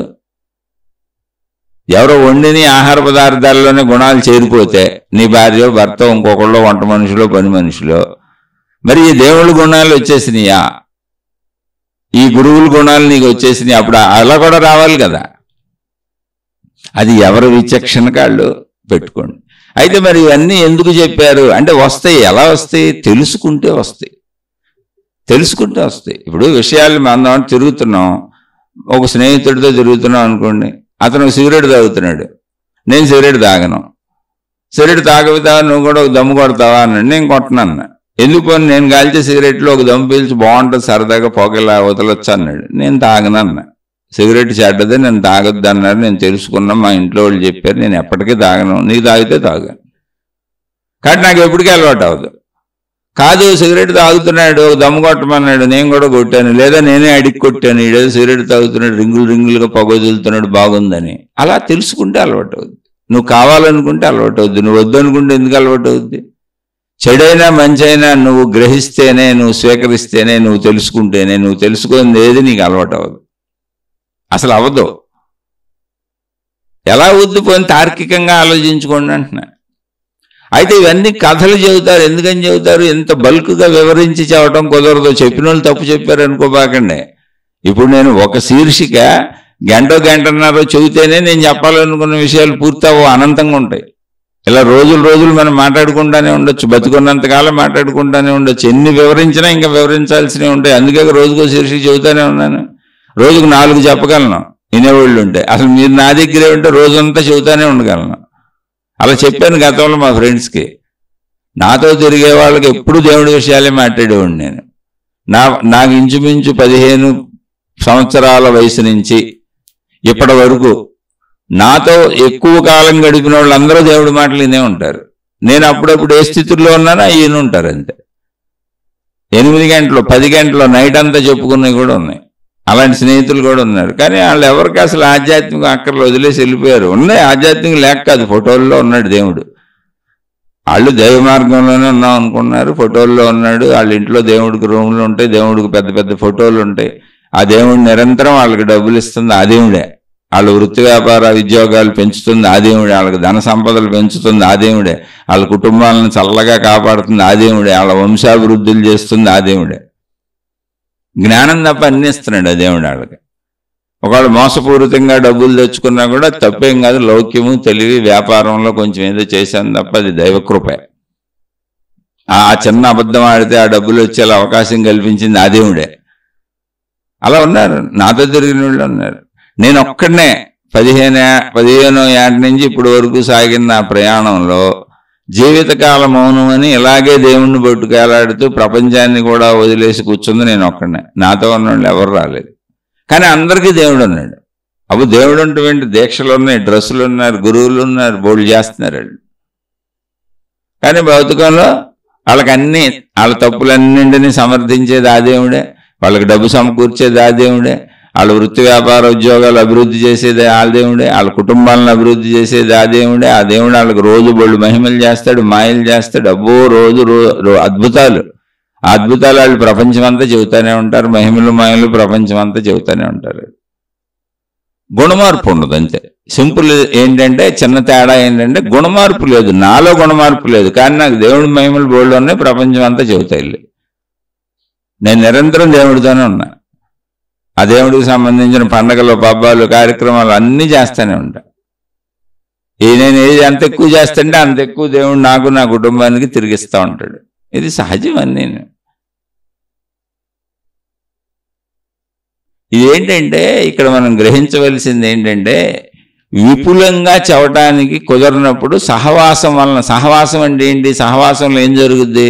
మాట్లాడుకోవడం జరుగుద్ది, చూడటం జరుగుద్ది, సంపూర్ణంగా వాళ్ళతో ఉన్నప్పుడు అన్ని గ్రహించడం జరుగుద్ది. అది సహవాసం అండి. ఇద్దరు సహవాసంగా మౌనంగా కూర్చున్నారనుకోండి, అసలు మాట్లాడుకోకుండా, ఏం తెలుస్తుంది? ఇప్పుడు రమణ మహర్షి దగ్గర బతుకున్నప్పుడు కొన్ని వందల వేల లక్షల కోట్ల మంది వెళ్ళుంటారు. ఆయన సుమారు 60-70 సంవత్సరాలు ఉన్నారు. అలాంటి మహాత్ములు భూమి మీద వేల లక్షల కోట్ల మంది వచ్చారు. మహనీయులు, మహాత్ములు, ఆన్లైన్గా దైవావతారులను పూజించుకుంటున్నాం. కోట్ల మంది వాళ్ళ దగ్గరికి వెళ్ళి వాళ్ళ దగ్గర కూర్చొని సహచర్యం చేశారు. మరి వాళ్ళ గుణాలు వచ్చేయలేదే? ఇప్పుడు చెడు గుణాలు ఊరుకునే వచ్చేస్తాయి, వంట వండితే వచ్చేస్తాయి, నీళ్లు తాగితే వచ్చేస్తాయి, ఏదో చేస్తే వచ్చేస్తాయి అంటే మరి వీళ్ళ దగ్గర రోజు కూర్చున్నారు కదా, వచ్చేయలేదే? ఆ రమణ మహర్షి దగ్గర జీవితకాలాలు ఉండిపోయిన వాళ్ళు ఉన్నారు, మళ్ళీ వాళ్ళకి వచ్చేయలేదే? వాళ్ళు రమణ మహర్షులు అయిపోలేదే? అసలు చెడ్డ గుణాలు బాగలేదే? అక్కడ కూర్చొని బోళ్ళు చేసి ఆయన్ని ఇబ్బంది పెట్టిన వాళ్ళు ఉన్నారు. అలా మహాత్ములు అందరినీ ఇబ్బంది పెట్టిన వాళ్ళు ఉన్నారు. ఇక్కడికి ఏం చెప్పదలిచారు మహాత్ములు అంటే, నాయన సహవాసం చేస్తూ ఉంటావు కదా. ఇప్పుడు పని మనిషిని, దొంగ పని మనిషిని పెట్టుకున్నావు అనుకో, ఊరికి నీకేం చెప్పుద్ది? రోజు వచ్చి ఆ దొంగ మాటలు ఎదిరింటోళ్ళే, ఆ ఇంటోళ్ళే, ఈ ఇంటోళ్ళే, విషయ సేకరణ అవుద్ది. వాళ్ళంతా నాకు తెలిసి మాయలలోనే ఉన్నారు. పని మనుషుల్ని కూర్చోబెట్టుకొని రోజు మొత్తం ఊర్లో వార్తలన్నీ చెప్పించుకుంటూ ఉంటారు. నేనేం చేయను, వాళ్ళకి అది అలవాటు, నాకెందుకని ఊరుకున్నాను. మళ్ళీ అవన్నీ అప్పుడప్పుడు నా చెవిలో వేద్దామని కొంతమంది ప్రయత్నిస్తారు మా కుటుంబ సభ్యులు. నేను ఒక దండం పెట్టి నాకు చెప్పొద్దని చెబుతాను. నేనేం చేయను, నాకెందుకు ఊళ్ళో వాళ్ళ సంగతిలో. అలా చాలామందికి ఉన్నాయి. అనేక విషయాలు స్నేహితుల ద్వారా, పని మనుషుల ద్వారా, ఫోన్లు చేసి ఎక్కడెక్కడి నుంచో కనుక్కుంటారు. ఇప్పుడు మీరు అందరూ కనుక్కోవట్లా, చూసుకోండి, వినేవాళ్ళందరూ చూసుకోండి. ఇప్పుడు మీరు ఎలా ఉన్నారు చూడండి. ఎవరి గురించి వద్దు మనకి, మన లోపలికి మనం వెళ్ళటమే జీవితం. అందుకని సహవాసం అన్నప్పుడు సజ్జన సాంగత్యం చేయమని ఆధ్యాత్మికత చెప్పింది. సజ్జన సాంగత్యం అనే పేరు అందుకు వచ్చింది. భౌతికానికైనా సజ్జన సాంగత్యమే. సజ్జన అంటే ఎవరు? మంచి జనులు అని. మంచి జనులు అంటే ఎవరు? మంచి అలవాట్లు ఉన్నాయి, చెడ్డ అలవాట్లు ఉండవు, మంచిగా బతుకుతారు, వాళ్ళ బాధ్యతలు వాళ్ళు చేసుకుంటారు, వాళ్ళు సక్రమంగా ఉంటారు. సజ్జనులు అంటే అసలు ఎవరు? సజ్జనులు అంటే ఆకాశం నుంచి జోడు పడతారు ఏంటి? తప్పులు చేయరు, మోసాలు చేయరు, అన్యాయాలు చేయరు, అక్రమాలు చేయరు, ఉన్నదంతా సంతృప్తిగా ఉంటారు, చక్కగా పనులు వాళ్ళు చేసుకుంటారు. వాళ్ళతో తిరిగినప్పుడు ఏమైంది? మనలో తప్పులున్నా కూడా వీళ్ళని చూసి మనం ఇలా ఉండాలి అనిపిస్తుంది. అదే మనం మంచోళ్ళమైనా చెడ్డోళ్ళతో తిరుగుతున్నాం అనుకోండి, కొన్నాళ్ళకి ఆళ్ళ అయిపోతాం. అంటే ఆ సిగరెట్లు కలుస్తాం, ఆ మందు కొడతాం, వాళ్ళకైతే 10 సార్లు కొడతాం. ఏదో డబ్బులు, మోసాలు, అక్రమాలు, అన్యాయాలు వాళ్ళని చూసి నేర్చుకుంటాం, ఎలా మోసం చేయొచ్చు, ఎలా పొందొచ్చు అని. ఇవన్నీ సహవాసంతోనే వస్తాయి. అసలు ఒక పసిబిడ్డ పుట్టినప్పుడు ఆ బిడ్డ తెలుసుకున్నవన్నీ తల్లిదండ్రుల సహవాసం, కుటుంబ సభ్యుల సహవాసం, సమాజ సహవాసం, స్కూల్కి వెళ్తే స్నేహితుల సహవాసం, చుట్టూ ఉన్న వాళ్ళని చూసి బిడ్డ నేర్చుకుంది. ఇంతకుముందు అనేక శీర్షికల్లో చెప్పి ఒక బిడ్డ ఎదిగేటప్పుడు మాతృభాష ఎలా వచ్చింది?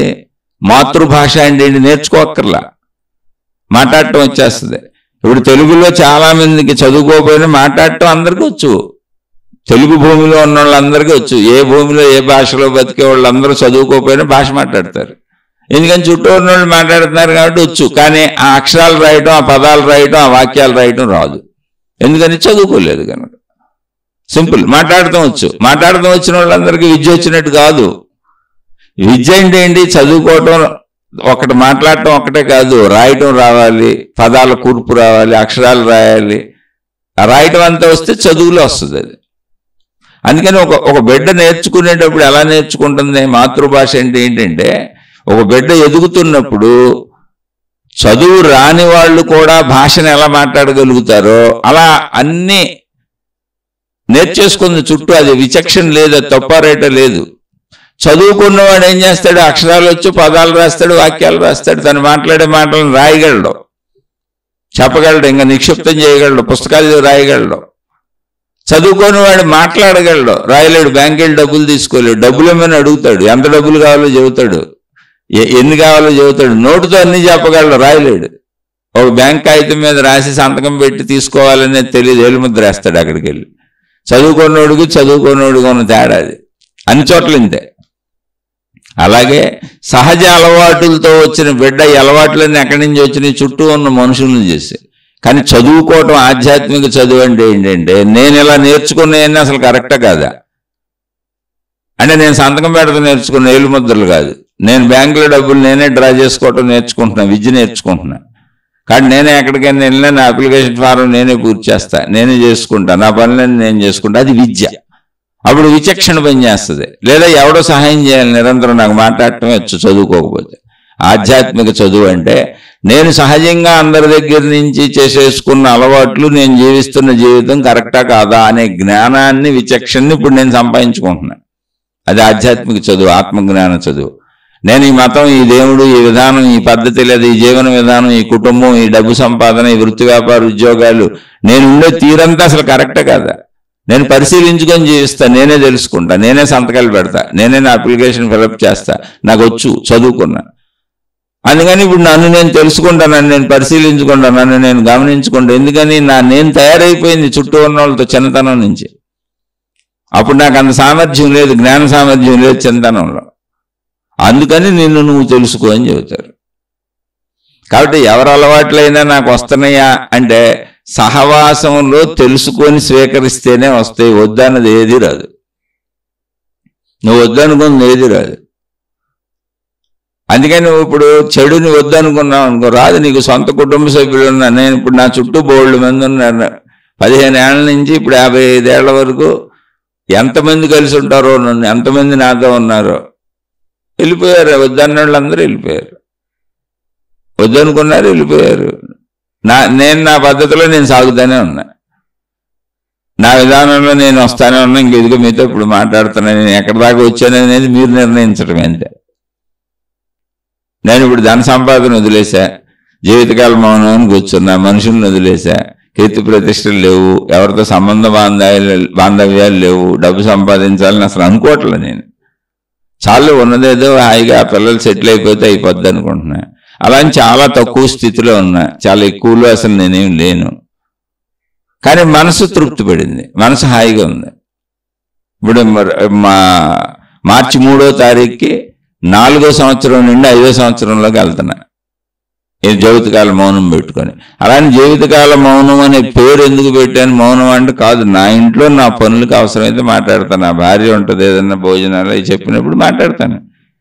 ఇంటి పనులు కావాలని వస్తే మాట్లాడతాను. నా ఇంటి పనులకు నేను బజార్ ఎప్పుడన్నా వారానికి 10 రోజులకు ఒకసారి కిరాణా సరుకులో కూరగాయలు తెచ్చుకుంటూ మాట్లాడతాను. ఇక మౌనం అంటే ఏంటంటే మిగిలిన బంధాలు నేనే పెట్టుకోవట్లా. ఎందుకని జీవించేశాను 55 ఏళ్ళు. నా భార్య పిల్లలు ఉన్నారు, నా ధర్మాలు చక్కగా చేస్తాను. మా అత్తగారిని కూడా మా ఇంట్లోనే పెట్టుకు చేస్తున్నాం, ఆమెకి అనారోగ్యాలు చక్కగా చూస్తున్నాం, బాగానే చేస్తాను బాధ్యతలు. అక్కడ మాట్లాడతాను. మిగిలిన మాట్లాడలేవు, ఎవరితో సంబంధ బాంధవ్యాలు, నేను ఎవరి దగ్గరికి వెళ్ళేది లేదు, ఎవరు నా దగ్గరికి వచ్చేది లేదు. అంటే జీవితంలో ఒక్కొక్క ఫేజ్ అలా జరుగుతూ వెళ్ళింది. నువ్వు ఒక్కొక్క క్లాసు అలా నేర్చుకుంటూ వెళ్ళిపోవాలంటున్నా. కాదు నేను అతుక్కుపోయానంటే ఏం చేస్తావు? ఇప్పుడు మళ్ళీ ఒక ప్రచారం మొదలెడతావు, నా దేవుడు గొప్ప అంటావు, మహిమల మాయలు ప్రచారం అంటావు, ఓ రంగు వేసుకుంటావు, ఓ రంగు బట్టలు పెట్టుకుంటావు, ఓ రంగు బొట్లు పెట్టుకుంటావు, ఏదో చేస్తావు చిత్ర విచిత్రాలు. నీ నుంచి బయటకు వెళ్ళేదంతా అలాగే ఉంటుంది. అలా ఖాళీగా ఉన్నాను కాబట్టి మీతో నేను రోజు చెప్పగలుగుతున్నా.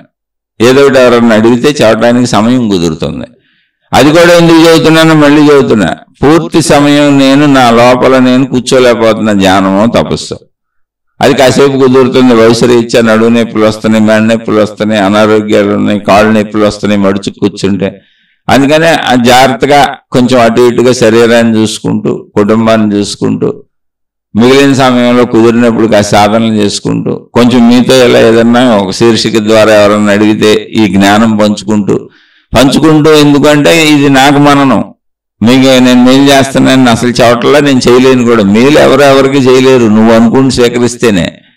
చెడైనా మంచి అయినా నువ్వు స్వీకరిస్తేనే నీకు వస్తుంది. సాంగత్యం అంటే అది. వాళ్ళతో తిరిగితే మనం ఇప్పుడు వంట ఎవరో వండితే మనం ఏదన్నా అయిపోయాం అనుకోండి. ఇప్పుడు నేను రోజు మీతో మాట్లాడుతున్నాక మీరు అందరూ ఇది ఆత్మజ్ఞానం వచ్చేసిందా? మాట్లాడే స్థితికి వచ్చింది నాకే రాలేదు. నేను సామాన్యుడిని, నేను 35 ఏళ్ళ నుంచి ఇందులోనే ఉన్నాను, అసలు నాకు అనుభవమే అవ్వలేదని చెబుతున్నా.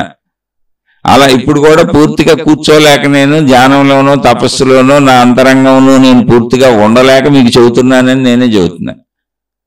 అది కూడా కుదరక టీవీలు పెట్టుకొని సినిమాలు చూసుకుంటుంటా. బయట సంబంధాలు వదిలేసా. ఇక జీవితం ఇలాగే గడుపుతా. చక్కగా మీతో ఇలా పంచుకుంటా. అంటే ఇంకా శీర్షికలు వినగలిగితే ఇంకో 2-3 శీర్షికలు చెప్పగలను. కానీ నేను ఎక్కువ శీర్షికలు గతంలో పెట్టేవాడిని. అలా పెట్టినప్పుడు వెంటర్లా ప్రజలు, అంటే ప్రజలు వింటలేదు చెప్పనని కాదు, అంటే భారం అవుతుంది. అంత ఖాళీ ఎవరికొంది పాపం. సర్లే నేను కూడా ఆలోచించా, 3-4 శీర్షికలు చెప్పాలి అంటే నేను మొత్తం నా పగల జీవితం అంతా వదిలేయాలి. అంటే నేను సాధన చేసుకోవడం, నాలో నేను కూర్చోవటం, కొంచెం నన్ను పరిశీలించుకోవడం, నా గుణ మార్పు ఇవన్నీ వదిలేయాలి. ఎందుకంటే అంత టైం అయితే కానీ కేటాయిస్తే కానీ 2-3 శీర్షికలు చెప్పలేను. ఒక శీర్షిక చెప్పేసి చక్కగా నాకు సాధనలు నేను చేసుకొని, నా ఇంటి పనులు చేసుకొని, అన్న ఖాళీ ఉంటే కాసేపు సినిమా చూసుకొని, లేదు కుదిరితే మళ్ళీ నాలోకి నేను వెళ్ళి ఏదో చేసుకుంటున్నాను. అదేం పెద్ద అద్భుతం కాదు. బాహ్య బంధాలని ఎంత వదిలించుకుంటూ వచ్చామో అంత చక్కగా నిర్మలమైన మనసు అవుద్ది. అయితే ఇది ఎవరు వదిలించుకోవాలి? బాధ్యతలు సక్రమంగా చేస్తూ. నా పిల్లలు ఉన్నారు, నేను వదల బాధ్యతలు. నా పిల్లలు సెటిల్ అయ్యే వరకు కరెక్ట్గా చేస్తా. నా భార్యని చివరి వరకు చూస్తా, మా అత్తగారిని చివరి వరకు చూస్తా. నా తల్లిదండ్రులు, నాకు అన్నదమ్ములు లేరు, నాకు చెల్లెళ్ళు ఉన్నారు. నా తల్లిదండ్రులు చెల్లెళ్ళు నాకంటే 100 రెట్లు ఉన్నత స్థితిలో ఉన్నారు. ఆర్థికంగా కానీ, సామాజికంగా కానీ, మనుషులుగా కానీ. ఆ తల్లిదండ్రులు అయితే 1000 రెట్లు ఉన్నతంగా ఉన్నారు, 1,00,000 రెట్లు ఉన్నతంగా ఉన్నారు, 1 కోటి రెట్లు అన్నారు, తెలియదు వాళ్ళ స్టేజ్ అది. నా అవసరత ఎవరికి లేదు, వాళ్ళకి అసలు నా అవసరతే లేదు. నా అవసరత ఉన్నవాళ్ళు ఎవరయ్యా అంటే నా భార్యకి నేనే అన్నం పెట్టాలి. నా భార్య తెలుపు మా అత్తగారు ఆధారపడి ఉంది, అసలు చూసేవాళ్ళు ఎవరు లేరు. అందుకని మా ఇంట్లోనే ఉంచుకున్నాం. నా పిల్లలు ఇంకా సెటిల్ అవ్వలేదు. ఇప్పుడు ఆర్థికంగా నేను వనరులు ఆపేశాను. 4-5 ఏళ్ళు అయింది. అయ్యో పాత నాటితో గడుపుతుంది. వాళ్ళు ఏమైనా చిన్న ఉద్యోగాలు తెచ్చుకొని బతకాలి. వాళ్ళకి ఉద్యోగాలు చేసుకునే వాళ్ళకి ఏదైనా కొంచెం పెళ్ళిళ్ళు అయిపోతే అయిపోయింది నా స్టోరీ క్లోజ్. సంపూర్ణ జీవితకాల మౌనం కూడా పెట్టుకోవచ్చు నేను, అంటే సంపూర్ణ మౌనం పెట్టేసుకోవచ్చు, అసలు మాట్లాడకుండా కూడా పెట్టుకోవచ్చు. అయితే దానికి కొంత మళ్ళీ భార్య ఉంది, ఏమన్నా మీరు బయటికి వెళ్ళి అవసరాలు ఉంటాయా, ఏ మందులో గిందులో అప్పుడు ఆలోచించుకోవాలి. అంటే ఇప్పుడైనా సంపూర్ణ మౌనం పెట్టుకోవచ్చు, ఎదుటి వాళ్ళని బాధ పెట్టకూడదు, అది విషయం అక్కడ. ఇప్పుడు మాట్లాడితే ఏంటి, మాట్లాడిపోతే ఏంటి, మాట బయటికి మాట్లాడిపోయినా లోపల ఆలోచనలు సాగిపోతున్నాయి అనుకో, దానికి అర్థమే ఉంది. అందుకని ముందు ఎందుకు ఎదుటి వాళ్ళని బాధ పెట్టకూడదని ఇప్పుడు మాట్లాడుతున్నాను కానీ మీతో చెబుతున్నా. నేను నిజంగా నా లోపల పూర్తిగా కూర్చోగలిగినా మీకు చెప్పను, మీతో ఇలా ఇవన్నీ శీర్షికలు మాట్లాడను, నాకు కూర్చోవటం కుదరట్లేదు, అందుకని మీతో మాట్లాడుతున్నా. నేను పూర్తిగా మౌనం పెట్టుకున్నా మీతో మాట్లాడను. పూర్తిగా మౌనం పెట్టుకోవాలని నాకు అనిపించలే, నా మనసుకు నాకు అనిపించలే. అంతే, ఇందులో తప్పు రైట్లు ఏం లేవు. ఎందుకనంటే పనులు ఉంటున్నాయి, ఏ కరెంటు పాడైపోద్ది, ప్లంబర్ ఒక అవసరం అవుతాడు, ఇంటి పనులు అవసరం అవుతున్నాయి, మందులు అవసరం అవుతున్నాయి, బజార్లు వెళ్ళాల్సి వస్తుంది, కిరాణాకి వెళ్ళాల్సి వస్తుంది. ఇప్పుడు వీళ్ళందరికీ మళ్ళీ చీటీలు రాసి సైకిల్ చేసి రెండో ఒకటేగా భావం బయటకు వస్తుందిగా. ఇప్పుడు భావం అనేది ఉత్పన్నం అవుతుందిగా, చీటీలు రాసి సైకిల్ చేయాలంటే. నాకు తెచ్చిపెట్టేవాళ్ళు ఎవరు లేరు, నేను ఒక్కడనే ఉన్నా. నా కొడుకు ఎక్కడో దూరంగా ఉండి చదువుకుంటున్నాడు, ఎక్కడో కేరళ స్టేట్లో. మా అమ్మాయి ఎక్కడో దూరంగా ఉంది, కానీ నేనే తేవాలి. కాదు మళ్ళీ మనుషుల్ని పెట్టుకున్నాను అనుకో, వాళ్ళతో మళ్ళీ మాట్లాడాలి, వాళ్ళ సమస్యలు, మళ్ళీ వాళ్ళకి గీతాలు ఇవ్వాలి, అంత తాహత లేదు నా దగ్గర. అందుకని నేను వెళ్ళి తెచ్చుకుంటా, ఎప్పుడన్నా వారంకి ఒకసారి నేను వెళ్ళి తెచ్చుకునేటప్పుడు ఆ భావం, ఇప్పుడు ఫలానా కందిపప్పు కావాలి లేదా బియ్యం కావాలని భావం వచ్చింది, భావాన్ని మార్చేవడానికి ఆపేయటం ఎందుకు, ఆయన ఇబ్బంది పెడతాం ఎందుకు? లేదా కాగితాల మీద చీటీలు రాసుకెళ్ళొచ్చు, అలా కూడా చేయొచ్చు. కానీ మర్చిపోతే మళ్ళీ కొత్తవి కావాల్సి వస్తే, అందుకని అసలు ఎవరిని ఇబ్బంది పెట్టద్దు, ఒక ప్రత్యేకత వద్దు. అసలు మౌనం అనే ఒక ప్రత్యేక, నేనేదో మౌనం పెట్టుకున్నాడు సైకిల్ చేస్తాను ప్రత్యేకత కూడా వద్దు. సామాన్య జనంలో సామాన్యంగా కలిసిపోయి సామాన్యుల్లో జీవిస్తా, నా పని నేను నా ఇంట్లో నా హృదయంలో చేసుకుంటా. నా ఇంట్లో నా జీవితం సామాన్యుడు, బయట కనపడితే సామాన్యుడు అందరిలో ఒకడంతే, అట్ట పోతా ఉంటా. నా ఇంట్లో నా ఒంట్లో నేనేం చేసుకోవాలో చేసుకుంటా, బయట మాత్రం సామాన్యుడు అంతే. అందరు మనుషుల్లాగానే కూలి అతను రోజు పొద్దున్నే లేచిపోతున్నాడు, నేను అలా ఒకడంతే. ఓ పక్షి గుర్తుంది, నేను అలా అంతే. ఏ ప్రత్యేకత వద్దు, మౌనం అనే ప్రత్యేకత కూడా వద్దు. ఊరికి మీకు చెబుతున్నా ఇలా ఉన్నాను అని, అంతే. అది అలా నిన్ను ముందుకు తీసుకెళ్తుంది.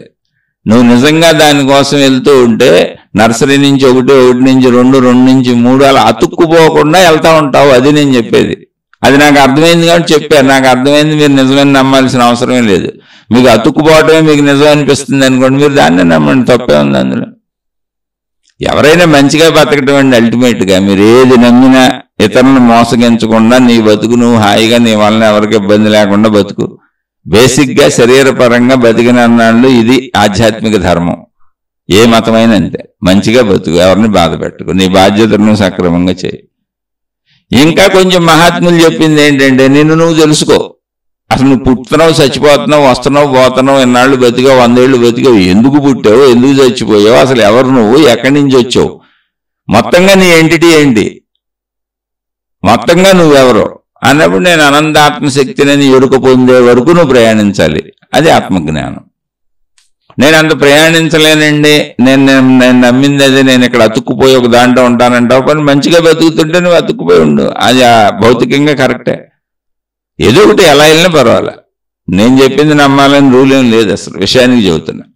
ఇప్పుడు చాలామంది నీటికి మెమరీ పవర్ ఉంటుందని, నీటికి అయ్యి ఉంటుందని, నీటికి ఇది ఉంటుందని, ఇలా చాలా ఉన్నాయి. నీటికి ఏంటి, యంత్రాలు, మా తాయెత్తులు, రంగురాళ్ళు, రక్షరేకులు, పేర్లు మార్పులు, అక్షరాల మార్పులు, అంకెలకు కూడా శక్తి ఉంటుందని మీరు అంకెలు వేసుకుంటారు, కలిసి వచ్చి అంకెలు పెట్టుకుంటారు. అదృష్ట సంఖ్యలు, అదృష్ట రత్నాలు, అదృష్ట రాళ్ళు ఎన్ని ఉన్నాయి, వేల లక్షల్లో ఉన్నాయి. నాకు ఇంక పేర్లు కూడా తెలియదు. మళ్ళీ నీ పేరు మీద ఏదో చేసేస్తే నీకు యజ్ఞాలు, యాగాలు, హోమాలు, అన్ని మతాల్లో అన్ని రకాలు ఉన్నాయి. ఇవన్నీ నీకు ఏదో జరుగుతూ శక్తులు ఉన్నాయనే కదా. అంటే ఇక్కడ ఒక విషయం గుర్తించండి, అసలు ప్రపంచం, విశ్వమే శక్తిమయం, అనంత ఆత్మశక్తిమయం. అసలు మొత్తం శక్తిమయమే, అసలు శక్తి కాంతి లేదు ఇక్కడ. ఆత్మశక్తి అంటే అదే. సర్వవ్యాపక ఆకాశము వలె సర్వం ఉంది, ఆకాశంలోనే అన్నీ ఉన్నాయి, అన్ని శక్తితోనే ఏర్పడతాయి. మీరు రక్షరేఖ తయారు చేసుకున్నా, యంత్రం తయారు చేసుకున్నా, మంత్రం తయారు చేసుకున్నా అన్నీ ఇక్కడే ఈ విశ్వంలోయే. ఇప్పుడు ఒక మనిషిని అంటే మాటకి ఒక అక్షరానికి శక్తి ఉందా లేదా అన్నాం అనుకోండి, ఆ అనండి, ఆ అంటే అన్న శక్తి ఉందా? ఆలోచించండి. ఇప్పుడు ఆ అనకుండా ఎదుటోడిని సన్నాసి అని తిట్టండి, మీ ఎదురుగా నుంచున్న వాళ్ళని సన్నాసి అని తిట్టండి, వ్యధవా అనండి, ఇంకా మీకు వచ్చిన బూతులన్నీ తిట్టండి. వాటికి శక్తి ఉందో లేదో చూడండి, వాళ్ళు ఎలా రియాక్ట్ అవుతారో చూడండి. నువ్వు తిడుతున్నప్పుడు వాళ్ళు రియాక్ట్ అవుతున్నారంటే మాట వాళ్ళకి అర్థమైంది, అర్థమైనప్పుడు మాటకు శక్తి ఉంది. ఎప్పుడు వాళ్ళకి అర్థమైతే. ఇప్పుడు మీరు తెలుగులో తిడుతున్నారు, వాళ్ళు తమిళ వాళ్ళకి తెలుగు రాదు, వాళ్ళకి అర్థం అవట్లేదు, ఇప్పుడు ఆ మాటకి శక్తి ఉందా? ఉందా? ఆ మాటకి మంత్రాలు, యంత్రాలు, తంత్రాలు అంతే. నీకు అర్థమైతే, నీకు అర్థం కాకపోతే. ఎక్కడైనా అది అర్థమైతేనే, సహవాసమైనా విషయమైనా నువ్వు గ్రహిస్తేనే, నువ్వు స్వీకరిస్తేనే, నీకు అర్థమైనా కూడా స్వీకరిస్తేనే. ఇప్పుడు గౌతమ బుద్ధుడిని ఆయన భిక్షకి వెళ్ళినప్పుడు భిక్ష వేసే ఆవిడ అడ్డమైన తిట్లు తిట్టింది, చాలా తిట్లు తిట్టింది. గౌతమ బుద్ధుడు పక్కన ఉన్న శిష్యుడు కోపం వచ్చింది. బుద్ధుడు మెదలకుండా వచ్చాయని ఇద్దరు వెళ్ళిపోతున్నారు. శిష్యుడు అన్నాడు, అయ్యా ఒకసారి ఉండండి, నేను వెళ్ళి ఆవిడికి చెప్పొస్తాను మీ గురించి, అసలు మీరు బుద్ధుడని తెలిస్తే అని మాటలు తిట్టదు, ఎవరో మామూలు భిక్ష అనుకొని తిడుతుంది, మీ గురించి చెప్పొస్తాను మీ గొప్పతనం అని చెప్పాడు. దానికి బుద్ధుడు చిరునవ్వు నవ్వి, అసలు నీకు ఎందుకు కోపం వచ్చింది? నా కోపం రావట్లేదు, అసలు ఆవిడ మాటలు నేను స్వీకరించలేదు అన్నాడు ఆయన. అంటే దానికి ఒక స్టోరీ కూడా ఉంది. ఆయన దగ్గర ఉన్న ఒక వస్తువు శిష్యుడికి ఇచ్చాడు, తీసుకొని, ఇది నాకు అక్కర్లేదు ఉంచుకో అన్నారు ఆయన. శిష్యుడు ఉంచుకున్నాడు. ఇప్పుడు ఆ వస్తువు ఎవరిదే అన్నాడు ఆయన. బుద్ధుడు, నాకు ఇచ్చారు కదండి, మీకు అక్కర్లేదు అన్నారు, నీదే ఉంచుకో అన్నారు కదా, నాదే అన్నాడు. అయితే ఓ పని చెయ్యి, అది నాకు తిరిగి ఇచ్చే అన్నాడు ఆయన. నాది నాకు ఇచ్చే, ఇది నీది కాదు, నాకు ఇచ్చేసే, నేనేగా నీకు ఇచ్చాను. ఇచ్చేసాడు ఆయన. ఇప్పుడు ఇది ఎవరిదే అన్నాడు. అంటే మీదేనండి, మీరు తీసేసుకున్నారు కదా అన్నాడు. ఇప్పుడు ఇది తీసుకోపోతే ఎవరిదో అవుతుంది అన్నాడు ఆయన. ఇప్పుడు నేను ఈ వస్తువు తిరిగి తీసుకోపోతే నీ దగ్గరే ఉంటే ఆ వస్తువు ఎవరో అవుతుంది అని, నాదే అవుతుంది అన్నాడు. అలాగే నేను ఆ మాటలు తీసుకోలేదు అన్నాడు. ఆవిడ తిట్టిన తిట్లు, ఆ మాటలు నేను తీసుకోలేదు, ఆవిడ మాటలు ఆవిడ దగ్గరే ఉన్నాయి, నువ్వు తీసుకున్నావు, అందుకని నీకు కోపం వస్తుంది, బాధ వస్తుంది, దుఃఖం వస్తుంది అన్నాడు ఆయన. మనకే అంతే జీవితంలో. నువ్వు తీసుకుంటే, ఇంకా నీళ్ళలో శక్తి ఉందా, పాలల్లో శక్తి ఉందా అంటే ఇక్కడ ఉందంత శక్తి. నీళ్ళలో శక్తి లేకపోతే తాగుతామా? కానీ ఏ శక్తి మనిషి కంటే గొప్పది కాదు. ఏ శక్తి అయినా, భూమి మీద ఉన్నటువంటి ఏ శక్తి అయినా దానికి ఉన్న పరిధిలో ఒక నియంత్రణలో మాత్రమే అది పనిచేస్తుంది. నీరు దాహం మాత్రమే తీర్చగలదు. ఆ నీళ్ళని మీరు చేతిలో వేసుకొని శపించేసి కుక్కను మనిషి అయిపోయింటే, మనిషిని కుక్క అయిపోయింటే, అదేదో విఠలాచార్య సినిమాలలాగా అవో. అవి ఊరికనే కథలో, మహిమలో, మాయలు మనుషులు సృష్టి తయారు చేసుకున్నారు సరదాకి, చిన్నపిల్లలకి చందమామ కథలు చెప్పడానికి. అలాంటివన్నీ నమ్మబాకండి. మరి అలానే ఇప్పుడు గుళ్ళో తీర్థం ఇస్తారు కదండి, లేదా అనేక చోట్ల ఈ నీళ్ళు ఉంటుంది కదండి అంటే, ఒక పవిత్రతని నీకు ఎక్కడికి వెళ్ళినా కూడా నువ్వు వాడే పదార్థాలు ఒకటే. నువ్వు ఏ మతంలోకి వెళ్ళు, అక్కడ కట్టిన ప్రార్థనాలయంలో వాడే పదార్థాలు ఒకటే. ఇసుక, సిమెంటు ఇవి వాడాల్సిందే. మనం ఇల్లు కట్టుకుంటే ఏం వాడామో అయ్యే వాడాలి. అలాగే నీకు ఇచ్చేయి, అక్కడ ఏమి ఇవ్వాలో అయ్యే ఇవ్వాలి. కానీ భావన పవిత్రంగా తీసుకుంటాం. అలా ఇచ్చేట్లు వాళ్ళు ఏదో మనుషులకు ఉపయోగపడే కలుపుతారు. ఏదో 2 తులసి రెమ్మలు వేస్తారు, కాస్త కర్పూరం వేస్తారు, తినే కర్పూరం వేస్తారు. అవన్నీ మళ్ళీ ఎందుకు పెట్టబడిన ఆ సాంప్రదాయాలు అంటే, మత ప్రార్థనాలయాలలో వీటిలో అయినా సామూహికంగా అనేక మంది వస్తారు, సమూహాలు వస్తారు. అంటే ఎక్కువ గుంపులుగా వస్తారు. ఒక ఇంట్లో మనం 4-5 ఉంటాం, కానీ అక్కడికి వేల మంది వస్తారు. పండగలో పెద్ద పెద్ద సీజన్లు అయితే లక్షల మంది వస్తారు. అలాంటి చోట్ల, సమూహాలు వచ్చిన చోట్ల అంటువ్యాధులు రాకుండా కూడా అనేక ఏర్పాట్లు చేశారు. అందులో సైన్స్ కూడా ఉంటుంది. మనం అంత డెప్త్కి వెళ్ళమయ్యి అలా సైన్స్ని కూడా కలిపి చేస్తారు. కాకపోతే మామూలుగా తీసుకోండి, ఒక పవిత్రత. అసలు దేవుడు అంటేనే మనకు తెలియదు కదా, ఒక పవిత్ర భావం క్రియేట్ చేసుకోవడానికి ఏర్పాటు చేసుకున్న వ్యవస్థ కదా. అక్కడ ఏదైనా పవిత్రంగానే ఉంటుంది. ఇప్పుడు మామూలుగా పూలు కొనుక్కొని తలలో పెట్టుకున్నారనుకోండి, ఆడవాళ్ళు ఇంటికి కొనుక్కొచ్చాం, భార్య పెట్టుకుంది అనుకోండి, ఒట్టుగా కొనుక్కు తెచ్చి పెట్టుకున్నాం అనుకోండి, అది శృంగారం కోసం, భార్య ఆనందిస్తుందని తెచ్చాం. ఆమె సింగారించుకుంటుంది, అది మనకు శృంగారంగా బాగా ఉపయోగపడుతుంది. అయ్యే పూలు భక్తితో తీసుకెళ్లి భగవంతుడికి ఇచ్చామనుకోండి, అవి పవిత్రమైనవి. అక్కడ శృంగార భావన సింగార భావన రాదు. అక్కడ ఉన్నోళ్ళు తీసి 2 పూలు ఇచ్చారు, తల్లో పెట్టుకున్నారు అనుకోండి, పవిత్ర భావన వస్తుంది, దైవీ భావన వస్తుంది.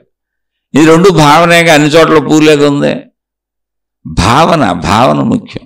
భావన ఎక్కడిదే? అంతరంగంలోది. అందుకే ఆధ్యాత్మికం అంతరంగం, వ్యక్తిగతం. మనిషిని మించిన శక్తి భూమి మీద ప్రస్తుతానికి లేదు. సృష్టి అంతా అనంత ఆత్మశక్తిమయమే అయినా గ్రహాలు గోళాలు మిగిలినవన్నీ జడ పదార్థాలుగా చెప్పాం. ఇప్పుడు నీరు తనంతట తాను కదలలేదు, కానీ నీరు మన దాహం తీరుస్తుందిగా, ఉపయోగపడుతుందిగా, అందులో శక్తి ఉండబెట్టాక తాగుతున్నాం. అలాగే భూమి, మట్టి తింటే చచ్చిపోతాం, భూమి జడ పదార్థంగా తీసుకున్నాం. కానీ భూమి నుంచి పంటలు పండుతున్నాయిగా, జడ పదార్థంగా అంటే ఏంటి? మనిషిలా కదలటం లేదు, కానీ భూమి తిరుగుతూనే ఉంది గరగర. అది మనకు తెలీదు. అందుకని వాటిని జడములు అన్నాం. రాళ్ళు రప్పలు కొండలు గొట్టలు ఎక్కడ ఉన్నాయి అక్కడే వేస్తున్నాయి, కానీ వాటి నుంచి వచ్చిన పంటలే తిని బతుకుతున్నాం. అప్పుడు వాటిలో భూమిలో శక్తి ఉందనే అర్థం, సూర్యశక్తి ఉందనే అర్థం బతుకుతున్నాం, వాయుశక్తి ఉందనే అర్థం పీల్చుకుంటున్నాం. ఆకాశంలో శక్తి ఉందని మనం నమ్మట్లా. ఎందుకంటే ఆకాశంలో మనకు వస్తువులు, విషయాలు, పదార్థాలు, మనుషులు ఏం కనపడతారు, అక్కడ ఏం లేవు, అది ఖాళీ అనుకొని తిరుగుతున్నాం. కానీ మొత్తంగా ఆత్మశక్తి అదే, అందులోనే ఇదంతా జరుగుతుంది, దానితోనే ఇదంతా జరుగుతుంది. అప్పుడు శక్తి కాంతి సృష్టిలో ఎలా ఉంటుంది? కానీ అది దాని పరిధిలో అది పనిచేస్తుంది అంతే. అదేమి నీకేం పనిచేయదు, అద్భుతాలు మహిమలు ఏం చేయదు. అది అన్నిటికంటే ఉన్నతమైన వాడు భూమి మీద ఉన్నటువంటి సృష్టిలో, విశ్వ సృష్టిలో అన్నిటికంటే ఉన్నతమైన వాడు మనిషి. మనిషి కంటే ఉన్నతమైంది లేదు. నీకు ఒక రాగిరేకో, ఒక నువ్వు తయారు చేసుకున్న ఒక అక్షరమో, నువ్వు తయారు చేసుకున్న ఒక అంకెో, నీ కారు నెంబరో, నీ డోర్ నెంబరో, నీ ఇంటి నెంబరో, నీకు కలిసి వచ్చే నెంబర్లో నీకేం మేలు చేయలేవు. ఎందుకో తెలుసా? వాటికి శక్తి లేదు, నువ్వు తయారు చేసుకున్న అక్షరాలు అవి. కానీ నీ బలహీనత అలా అన్నిటి మీద ఆధారపడేలా చేసింది, నీ కోరిక అన్నిటి మీద ఆధారపడేలా చేసింది, నీ ఆశ అన్నిటి మీద ఆధారపడేలా చేసింది. నువ్వు నీ గూర్చిన జ్ఞానం తెలుసుకోకపోవడం వలన పరిమిత భావంలో నశించిపోయే శరీరాన్ని చూసి భయపడుతూ నిరంతరం మరణం వస్తుందేమో, జబ్బు వస్తుందేమో, డబ్బులు సరిపోవేమో, నేను నా కుటుంబం బతకడానికి ఇబ్బందులు అవుతాయి అని భయాన్ని తయారు చేసుకున్నావు. కానీ నిన్ను మించిన నువ్వు అర్థం చేసుకునే శక్తి ఏదుందో నీలో, గ్రహణ శక్తి ఏదుందో నీలో, గ్రహించే శక్తి ఏదుందో నీలో, జ్ఞాన సామర్థ్యం ఏదుందో నీలో, అది ప్రపంచంలో విశ్వంలో ఉన్న అన్నిటికంటే హైయెస్ట్ నీకే ఉంది, మనిషికే ఉంది. మనిషి దైవత్వాన్ని పొందొచ్చు. నువ్వు దేవుడని పూజించబడుతున్న వాళ్ళందరూ మనిషి స్థాయి నుంచి జ్ఞాన సామర్థ్యాన్ని పెంచుకున్న వాళ్ళు, మహిమలు మాయలు కాదు, జ్ఞాన సామర్థ్యం, అది శక్తి. అలా జ్ఞానంగా విచక్షణగా ఆలోచించగలిగింది నీటికి లేదు, భూమికి లేదు. అందుకే జడ పదార్థాలు అన్నాం. నువ్వు విచక్షణగా ఆలోచించగలిగిన శక్తి ఒక్క మానవుడిగా నీకే ఉంది. చెట్లకు లేదు, జంతువులకు లేదు, జడ పదార్థాలకు లేదు. విశ్వంలో కనబడుతున్న దేనికి విచక్షణ జ్ఞానం లేదు. నేను తప్పు చేస్తున్నానా, రైట్ చేస్తున్నానా, అసలు నేనేం చేస్తున్నాననే జ్ఞానం ఒక్క మనిషికే ఉంది తప్ప సృష్టిలో దేనికి లేదు. దేనిపైన అవి చేస్తాయి. అలానే అన్ని శక్తిమయమే, అవి పరిమితంగా దేని విధానంలో అట్టుకుంది. అవి నీకంటే గొప్పది ఏది కాదు. నీకంటే గొప్పది ఏది కాదు అన్నది నీకు తెలియాలంటే నువ్వు ఆధ్యాత్మిక చదువు చదువుకోవాలి, ఆత్మజ్ఞానం చదువుకోవాలి. అసలు మనిషిగా నువ్వు సంపూర్ణమైనటువంటి అనంత శక్తిని తెలుసుకునేటువంటి జ్ఞానంతో, అంటే అంత శక్తితో శరీరం ధరించావని నీకు తెలియాలి. అది తెలియాలి అంటే నువ్వు ఆత్మజ్ఞానం చదువు, ఆధ్యాత్మిక చదువే చెప్పుద్ది. అది తెలుసుకోకుండా మనం ఏం చేస్తున్నాం? నేను మనిషిని, ఈ శరీర పరిమితం, నన్ను ఏమన్నా పొడిచేస్తే చచ్చిపోతాను, పులి తినేస్తే చచ్చిపోతాను, జంతువులు పాము కాటేస్తే చచ్చిపోతాను, ఏదైనా భూకంపాలు వచ్చి ఇల్లు మీద పడితే చచ్చిపోతాను, ఇలా భయాలు క్రియేట్ చేసుకున్నాం. ఏమన్నా అనారోగ్యాలు వస్తే ఏమవుద్దో తెలీదు, అనారోగ్యాలు రాకూడదు, డబ్బు లేకపోతే బతకడం కష్టం, వస్తువులు సౌకర్యాలు. కాబట్టి నేను ఒక అల్పజీవిని అని తయారు చేసుకున్న శరీరపరంగా. జ్ఞానపరంగా వెళ్ళావనుకో నువ్వు అల్పజీవి కాదు, అనంతం. కాబట్టి నువ్వు జ్ఞానపరంగా జీవించట్లా, శరీరపరంగా జీవిస్తున్నావు, పరిమితిగా జీవిస్తున్నావు. నీ జ్ఞానం ఇవ్వబడింది. నీలో ఉన్న జ్ఞానశక్తిని వాడుకుంటే సంపూర్ణ విశ్వశక్తి నువ్వేం తెలుసుకోవచ్చు. అటు మిగిలినటికి శక్తులు ఉన్నాయా లేవండి, ఎవరి ఇష్టం వాళ్ళదే, ఎవరి నమ్మకం వాళ్ళదే. ఇక్కడ మొత్తం శక్తితోనే ఉన్నాయి. మట్టి కూడా శక్తితోనే ఉంది. మట్టి శక్తితో ఉన్నప్పుడు రాగిరేకు, రక్షరేకు, యంత్రం, మంత్రం, తంత్రం శక్తితో ఉండవా? మళ్ళీ చెప్పా, నువ్వు ఎదుటివాడిని యదవాన్ని తిట్టు, సన్నాసని తిట్టు, నీకు వచ్చిన పచ్చిబూతులు తిట్టు, అది పనిచేసింది అనుకో దానికి శక్తి ఉన్నట్టే. అది బుద్ధుడు లాంటి వాడికి పనిచేయదు, అప్పుడు శక్తి లేనట్టే. అంటే స్వీకరించేవాడికి అది పనిచేస్తుంది. వాడు స్వీకరించాడు కనుక నీ మాటకి శక్తి వచ్చింది. అక్కడికి ఎదురుగా ఉంది గౌతమ బుద్ధుడు వరకు స్వీకరించలేదనుకో నీ మాటకి శక్తి రాకపోక నీకు పిచ్చెక్కిపోద్ది. ఎన్ని తిడుతున్నా ఆడు స్పందించట్లేదు, చిరునవ్వు నవ్వుతున్నాడంటే నీకు ఎర్రెక్కిపోద్ది. అంటే నీ మాట నీ మీద పనిచేస్తుంది. కాబట్టి శక్తి ఉందా లేదా అంటే ఎదుటోడు ఒప్పుకునేదాన్ని బట్టి, నువ్వు ఒప్పుకునేదాన్ని బట్టి ఉంది, నువ్వు స్వీకరించేదాన్ని బట్టి ఉంది. అలాగే మేము మంత్రాలు పఠిస్తాను, అవి జరుగుతాయి ఇవి జరుగుతాయి అన్నాను కాదు. మంత్రం నీకు అర్థమైపోతే చెప్పాక తమిళ వచ్చినోడిని తెలుగులో తిడుతున్నావు, ఆడికి తెలియదు, ఆడి చిరునవ్వులు నవ్వుతూ ఉంటాడు పలకరిస్తున్నావు అనుకొని. మంత్రార్థం నీకు తెలియపోయింది అంతే. మంత్రం సంస్కృతంలో ఉంది, దాని అర్థం తెలుసుకొని చెయ్యి. అప్పుడు అర్థం ఏం చెబుతుంది? అర్థం చెప్పుద్దిగా, అర్థంలో ఉంటుంది నన్ను మంచిగా బతికించు, ఓం సహనావతు సహనౌ భునక్తు, శాంతి మంత్రాలు అంటారు. సహనావతు కలిసి జీవించదము గాక, సహనౌ భునక్తు కలిసి భుజించదము గాక అంటే అందరం కలిసి ఉంటామని. సహవీర్యం కరవావహే కలిసి శక్తిని పొందుతాం గాక, వీర్యవంతులు అంటే శక్తివంతులు అవుతాం గాక అంటే బలాన్ని పొందుతామని. అన్నీ కలిసి సహనావతు సహనౌ భునక్తు సహవీర్యం కరవావహే తేజస్వినావధీతమస్తు మా విద్విషావహే అందరం కలిసి తేజస్సుని శక్తిని పొందుతాం కనుక మా మధ్య విద్విషావహై మా మధ్య ద్వేషములు రాకుండుగాక. ఎందుకని మనుషులు ద్వేషాలు వచ్చి కొట్టుకు చేస్తారు కదా. అది మంత్రం దాని అర్థం తెలిసి అనుకున్నాం అనుకో ఏంది, కలిసి బతుకుతాం, కలిసి ఉంటాం, కలిసి తింటాం, కలిసి శుభ్రంగా ఉంటాం, గొడవలు లేకుండా ఉంటాం, గోళలు లేకుండా ఉంటాం. అదే మనం రోజు చెప్పుకుంటుంది ఆధ్యాత్మిక చదువు. నువ్వు స్వీకరిస్తే మంత్రమే, దానికే కదా చెప్పుకుంటుంది. దాన్నే శాంతి మంత్రాలుగా పెట్టారు. ఎందుకని అప్పట్లో ఎప్పుడైనా కాలంలో చదువుకున్న భాష సంస్కృత భాష అయి ఉండొచ్చు. మనం అప్పట్లో లేం కాబట్టి మనకు తెలియదు. అందుకని గ్రంథాలు సంస్కృతంలో ఉన్నాయి.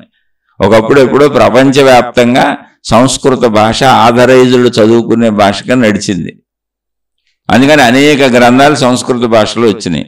కాలగమనంలో సంస్కృత భాష అంతరించిపోయింది. అనేక దాడులు జరిగినాయి, అనేక రాజ్యాలు మారినాయి, కాలాలు మారినాయి, సంస్కృత భాష అంతరించిపోయింది అనేక పరిస్థితుల్లో. అందుకనే ఎప్పుడైనా సంస్కృతం నేర్చుకున్న వాళ్ళు ఎవరన్నా మహాత్ములు కొంతమంది మనకి చెప్పగలుగుతూ ఉంటారు. వాటిని అనేక భాషల్లోకి ట్రాన్స్లేట్ చేశారు ఆ గ్రంథాన్ని. అలా నీకు అర్థం అవునప్పుడు నువ్వు రోజు చదువుతున్నా ఏం పని చేస్తుంది, నీకు అర్థం అవుంది. ఇక్కడ కావలసింది జ్ఞానము అంటే చెప్పే మీకు చాలాసార్లు తెలియట అంటే అర్థం అవుట అంతే. జ్ఞానం అంటే తెలియట, అర్థం అవటమే తెలియటం. అజ్ఞానం అంటే తెలియకపోవటం, అది ఏదైనా సరే. కాబట్టి ఈ కథలు నేను చెబుతాను, ఇలా జరిగితే అలా జరిగింది, ఇలా జరిగితే అలా సహవాసం అని. ఆ కథలు ఇవన్నీ ఏంటి చెబుతున్నాయి? చెడు సహవాసం చేయకు, సజ్జన సాంగత్యం చేయని. మహిమల మాయలు లేవని ఎందుకు చెబుతాను అంటే సృష్టి అంత మహిమే ఉందనుకుంటే నువ్వు శక్తి సృష్టిగా అవుతుంది, సృష్టి శక్తిగా మారిపోతుంది. మహిమ కదా. మనుషులు అసలు ఎలా పడుతున్నారు? ఇంత డిజైనింగ్ ఏంటి శరీరం, జంతువుల శరీరాలు డిజైనింగ్ ఏంటి, వాటందరూ పెరిగిపోవటం ఏంటి, మనకు అవసరమైన ఆహార ధాన్యాలు భూమి మీద ఉండటం ఏంటి, చెట్లు ఉత్పత్తి చేయటం ఏంటి, ఇవన్నీ మహిమలేగా. అలవాటైన మహిమ తీసుకోవట్లా. సూర్య వెలుగు రావటం ఏంటి, భూమిలో శక్తి ఉండటం ఏంటి, పంచభూతాల శక్తులతో ఆహార పదార్థాలు ఉత్పత్తి అవటం ఏంటి, అవి మనం తినటం ఏంటి, అవి మళ్ళీ జీర్ణం అవటం ఏంటి, జీర్ణమైన శరీరానికి శక్తిగా మారటం ఏంటి, శరీరం దానంతటా అది పెరిగిపోవటం ఏంటి, అదంతా నాకు తెలియకపోవటం ఏంటి, నా లోపల నా శరీరంలో జరిగే ప్రక్రియ నాకు సంబంధం లేకుండా జరగటం ఏంటి, నా నియంత్రణలో నేను లేకుండా నా శరీరం మొత్తం పనిచేయటం ఏంటి, దాన్ని నేను అనుకోవటం ఏంటి. దీన్ని మించిన మహిమ ఉందా? మహిమలు ఉంటే అన్ని మహిమలే, లేదు సాధారణం అంటే అన్ని సాధారణం, సామాన్యమే. ఇదే సామాన్యం, మహిమే సామాన్యం. మళ్ళీ మహిమలు అంటే నీ మనసులో ఏమనుకుంటున్నావో చెబుతాను, మీ ఆవిడ ఎవరితో తిరుగుతుందో చెబుతాను, మీ ఆయన ఎవరితో తిరుగుతున్నాడో చెబుతాను, మీ పిల్లలు పాస్ అవుతారో లేదో చెబుతాను, నీకు డబ్బులు వస్తాయో రావో చెబుతాను, నువ్వు ఎన్నాళ్ళు బతుకుతావో సస్తావో చెబుతాను, నువ్వు హాస్పిటల్ నుంచి ఇంటికి వస్తావో రావో చెబుతాను, నీ జబ్బు తగ్గుద్దో లేదో చెబుతాను, నా దగ్గర శక్తులు ఉన్నాయి, మహిమలు ఉన్నాయి, నీకు సహాయపడతాను ఎలాంటి వాటికి అంటే ఈ చిలక జోస్యాలు పిచ్చి, రకరకాల పిచ్చి, ఇదొక పిచ్చి. మహిమే అయితే సృష్టి మొత్తం మహిమే. కాదు ఒకవేళ అది అలవాటు అయిపోయి సామాన్యత అయితే సృష్టి అంతా సామాన్యత. అందుకని మహిమలు లేవు అన్నాను. ఎందుకని మొత్తం మహిమగా రోజు అలవాటు అయ్యి వచ్చే సూర్యుడిని రోజు మహిమగా ఎందుకు చూడటం? అది నిజంగా మహిమే, కానీ రోజు వచ్చి జరిగేది మహిమ ఎందుకు? రోజు ఉండే భూమి, రోజు ఉండే నీళ్లు, రోజు ఉండే వాతావరణం, రోజు తినే ఆహారం, రోజు పండే మొక్కలు, రోజు పెరిగే మొక్కలు, రోజు జరిగే చర్యలు, అప్పుడు సామాన్యత అది. అందుకని మహిమలు మాయల్లో సామాన్యంగా బతుకుదామని చెబుతున్నాను. అందుకని మీరు ఏది తీసుకున్నా మీరు స్వీకరిస్తే దానికి ఉంటుంది, లేకపోతే లేదు. మీకు మెడికల్లో మనం మందులు వేసుకుంటాం, జబ్బులు తగ్గుతాయి. కానీ మెడికల్లో ప్లాసిబో ఎఫెక్ట్ అని అంటారు. మీరు ఎప్పుడైనా చదవండి. డాక్టర్లు ఏం చేస్తారంటే ఒక వర్గాన్ని తీసుకొని, అంటే ఒకే రకమైన జబ్బులు ఉన్నటువంటి ఒక వర్గాన్ని తీసుకొని, ఈ చాలా ప్రయోగాలు కూడా జరిగినాయి. అంటే ఒక 100 మందిని ఒక వర్గం, ఇంకో 100 మందిని ఒక వర్గం, ఇద్దరికీ ఒకే రకం జబ్బులు. షుగర్ పేషెంట్లు అనుకోండి, ఊరికినే నేను మాట వరుసగా చెబుతున్నానండి. ఒక 100 మంది షుగర్ పేషెంట్లు ఒక క్యాటర్, ఒక 100 మంది షుగర్ పేషెంట్లు ఒక క్యాటర్. ఇప్పుడు ఈ 100 మందిని విడిగా పెట్టారు, ఈ 100 మందిని విడిగా పెట్టారు. అందరికీ ఆహారం ఒకటే, ఒకే చోట పెట్టారు. నిద్ర టైంలో ఒకటే, ఎక్సర్సైజ్లో ఒకటే, అంత జీవన విధానం ఒక రకంగా పెట్టారు, అన్నీ చేయమన్నారు. 100 మందికి రోజు టాబ్లెట్లు ఇస్తున్నారు. ఈ 100 మందికి ఇస్తున్నారు, ఈ 100 మందికి ఇస్తున్నారు. షుగర్ బిళ్ళలు ఇస్తున్నారు, షుగర్ తగ్గడానికి పెరగకుండా. ఈ 100 మందికి ఆ 100 మందికి ఇస్తున్నారు, కానీ 2 గ్రూపులుగా విడదీశారు వీళ్ళని. ఒక గ్రూపుకి ఇస్తున్న షుగర్ టాబ్లెట్లో అసలు షుగర్ మందు లేదు, ఒట్టు బిళ్ళ ఉంటుంది అంతే. ఏదో పిండితో బిళ్ళ తయారు చేశారు, ప్రమాదం లేనిది. అందులో షుగర్ మందు లేదు, తగ్గించే మందు లేదు. అది ఒక 100 మందికి ఇస్తున్నారు. ఇంకో 100 మందికి రియల్గా షుగర్ తగ్గించే టాబ్లెట్లు ఇస్తున్నారు. ఇలా ప్రయోగాలు అనేకం జరిగినప్పుడు తేలింది ఏంటంటే, ఒరిజినల్గా మందు ఉండి ఇచ్చిన వాళ్ళకి షుగర్ ఎలా తగ్గుతుందో, అసలు మందు లేకుండా టాబ్లెట్లు వేసుకొని నేను టాబ్లెట్ వేసుకుంటున్నాను అన్న భావనలో వాళ్ళకు కూడా షుగర్ తగ్గింది. వీళ్ళకంటే ఎక్కువ తగ్గిన వాళ్ళు కూడా ఉన్నారు. నేను షుగరు అనేది ఉదాహరణగా చెప్పాను. దాన్ని ప్లాసిబో ఎఫెక్ట్ అంటారు. అంటే మనసు చేస్తున్నటువంటి, మనసులో నీ స్వీకరణ, నేను మందు వేసుకున్నాను అన్న భావన చేత నాకు తగ్గిపోద్ది అన్న భావన చేత నీకు తగ్గుతుంది. అసలు దీనికి కారణం ఏంటి? ఈ ప్లాసిబో ఎఫెక్ట్ ఎలా పనిచేస్తుంది, ఎందుకు పనిచేస్తుంది అంటే, మన శరీరం మొత్తం రసాయన సమ్మేళనం. ఇప్పుడు మనకు బాధ వస్తే కంటిలోంచి నీళ్లు వస్తాయి. నీళ్లు అసలు ఎట్ట తయారవుతున్నాయి? మనం నీళ్ళ ట్యాంక్ పెట్టాము, అక్కడ నీళ్లు తయారవటం ఏంటండి? ఏడుపుకి దుఃఖం చూడండి, నీళ్లు కారిపోతుంటాయి. కంటిలోంచి నీళ్లు కారటం ఏంటండి? నీళ్ళు ఎక్కడున్నాయి? బాడీ నీళ్ళని ఎట్టా ఉత్పత్తి చేస్తుంది? మనం తాగిన నీళ్లు దాచుకొచ్చి మళ్ళీ కింద నుంచి పైకి తీసుకొచ్చి ఏ యూరిన్ బ్లాడర్లోనో ఉన్న నీళ్ళని పైకి లాక్కొచ్చి కంటిలోంచి బయటకు వదులుతుందా? కళ్ళలోంచి అన్ని నీళ్ళు ఎట్టొస్తాయండి, ఏడ్చినంతసేపు వస్తూనే ఉంటాయి. అదొక కెమికల్ రియాక్షన్ నీళ్ళని సృష్టిస్తుంది అక్కడ. అలాగే మనకి మొత్తం బాడీలో మీరు చూడండి, ఏదైనా ఒక భావం వచ్చింది, ఒక శృంగార భావన వచ్చింది, ఒక కామ కోరిక కలిగింది, ఆ అవయవం కదులుద్ది చూడండి, అవయవానికి రక్తం వెళ్ళిపోద్ది, అక్కడ అవయవంలో స్పందన వచ్చేస్తుంది. అలాగే ఏదైనా ఆహార పదార్థం తిందామనిపించింది, నోట్లో లాలాజలం ఊరిపోద్ది, అక్కడ పదార్థం లేదు, ఊహించుకు చూడండి. అలా మిగిలినవన్నీ కూడా చూడండి, భయాలు ఏముండదు అక్కడ. భయాన్ని ఊహించుకొని భయకంపితులైపోయి టెన్షన్కి, డిప్రెషన్కి వెళ్ళిపోతుంటారు. వీడుగా అదే ఇంట్లో వాళ్ళు ఒక్కళ్ళే అంత రోగాలకు గురవుతూ ఉంటారు, మిగిలిన వాళ్ళందరూ హాయిగా ఉంటారు. ఎందుకంటే వాళ్ళు ఊహించుకుంటున్నారు. ఇది ప్లాసిబో ఎఫెక్ట్. అంటే మీ మనసులోనే మీ భావనకు అనుగుణంగా మీ శరీరం స్పందించేలా సృష్టి తయారు చేసింది మీ శరీరాన్ని. మొత్తం కెమికల్ ఫ్యాక్టరీ అంతా మన లోపలే ఉంది. మనం అంత చక్కగా బతకగలిగితే, అంత మంచిగా బతకగలిగితే, అంత చక్కగా భావించుకోగలిగితే మన శరీరం మొత్తం కెమికల్స్ని తయారు చేసుకుంటుంది. ఇప్పుడు బయట కెమికల్స్తో ఎన్ని మందులు తయారవుతున్నాయో అన్ని కెమికల్స్ మన శరీరంలో ఉన్నాయి. మొత్తం విశ్వానికి ఒక చిన్న నమూనా మన శరీరం అండి. అది పెద్ద విశ్వం, ఇది చిన్న విశ్వం అండి. ఆ విశ్వంలో ఏమున్నాయి అవన్నీ ఈ శరీరం అనే విశ్వంలో ఉన్నాయి, మొత్తం ఉన్నాయి. కానీ ఆ జ్ఞానం మనకు లేదు. నేను శరీరం అని మాంసం ముద్ద అనుకుంటున్నాను. దాని మీద ఎన్నో ప్రయోగాలు జరుగుతూ ఉంటాయి, ఇలా ఎన్నో ఉన్నాయి. ఇప్పుడు ఇవన్నీ చెప్పుకున్నా కూడా మనకి ఏం అవ్వదు, నువ్వు మంచిగా బతికితే చాలు. ఎందుకని అనంతంగా ఎలాంటి బోర్డు చెప్పుకోవచ్చు, సైన్స్ చేసే ప్రయోగాలు అయ్యే. నువ్వు మంచిగా బతికి నేను మంచిదాన్ని, నేను మంచోడిని అని నీ లోపల నీ మీద నీకు నమ్మకం కలిగితే మొత్తం నీ శరీరము మనసు అన్ని బ్రహ్మాండంగా నీ అధీనంలో పనిచేస్తాయి, అన్ని నీకు అనుకూలంగా పనిచేస్తాయి. నీ మీద నీకు నమ్మకం ఉండాలి, నేను మంచిదాన్ని, నేను మంచివాడిని.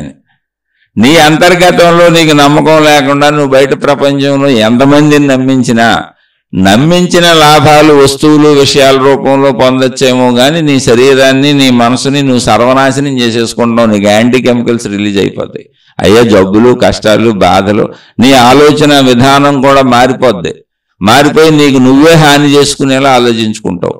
అందుకని చాలామంది వాళ్ళకి హాని చేసుకునేలా ఆలోచించుకొని వాళ్ళ కుటుంబ సభ్యుల్ని వాళ్లే దెబ్బ కొట్టించుకొని వాళ్ళ పిల్లలకి వాళ్లే హాని చేసుకునేలా వాళ్లే హాని చేసుకునేలా వాళ్ళ జీవితాలు వాళ్లే పాడు చేసుకునేలా వాళ్ళు ఆలోచించి బొళ్ళమని డబ్బులు పోగొట్టుకుంటారు, అనారోగ్యాలు తెచ్చుకుంటారు. ఎవరో మోసం చేశారని చెబుతారు, కాదు వీళ్ళ మోసపోయేలా ఆలోచన వచ్చింది, వీళ్ళకి పోగొట్టుకునేలా ఆలోచన వచ్చింది. నువ్వు బయట చేసినటువంటి మోస ఫలితాలు అవే కర్మఫలాలు అన్న. నీ శరీరంలో కెమికల్ రియాక్షన్ అలా జరుగుద్ది. అందుకని ఆధ్యాత్మిక చదువు, ఆత్మజ్ఞాన చదువు అంటే నిన్ను నువ్వు చూసుకొని, నిన్ను నువ్వు తెలుసుకొని, నిన్ను నువ్వు పరిశీలించుకొని, నేను మంచిగా బతుకుతున్నాను, నేను మంచివాడిని, మంచిదాన్ని, నేను ఎటువంటి తప్పులు పొరపాట్లు చేయటం లేదు అని నీ అంతరాత్మలో నువ్వు ఎప్పుడు నిర్ణయించుకున్నావో మొత్తం నీకు అంత మంచి జరుగుద్ది. ఎందుకంటే నీకు జరిగే మంచి సృష్టిలో లేదు, బయట లేదు, ప్రపంచంలో లేదు, నీ శరీరంలో ఉంది. మొత్తం నీ శరీరం నీకు అనుకూలతలు తయారు చేసుకుంటూ వెళ్ళిపోతుంది. నీ శరీరము బయట ఉన్నటువంటి సృష్టి కలిసిపోయి ఉన్నాయి. నీ ప్రాణశక్తి బయట ఉన్న అనంత ఆత్మశక్తి అనే ఆకాశం ఒకటే. ఆకాశం నీలోంచి వ్యాపించిపోయి ఉంది, అన్నింటిలోంచి వ్యాపించిపోయి ఉంది. కాబట్టి నీలో ఎప్పుడైతే నేను మంచివాడిని, మంచిదాన్ని, బాగా బతుకుతున్నాను, నాలో ఎటువంటి తప్పులు లేవు, మోసాలు లేవని నీ మీద నీకు నమ్మకం ఉన్నటువంటి మానసిక స్థితి కలిగిందో, ఆ మానసిక స్థితి ప్రాణశక్తిలోనే కలుగుతున్నది, నీలో ఉన్న శక్తిలోనే కలుగుతున్నది. నీలో ఉన్న శక్తి బయట ఉన్న ఆత్మశక్తి ఒకటే కనుక బయట ఉన్న నేచర్లో కూడా నీకు అనుకూలంగా అది స్పందింపజేస్తుంది. ఎందుకని బయట ఉన్న నేచర్ మొత్తం వ్యాపించింది అనంత ఆత్మశక్తే. ఇది మహిమ కాదు, మాయ కాదు, పాడు కాదు.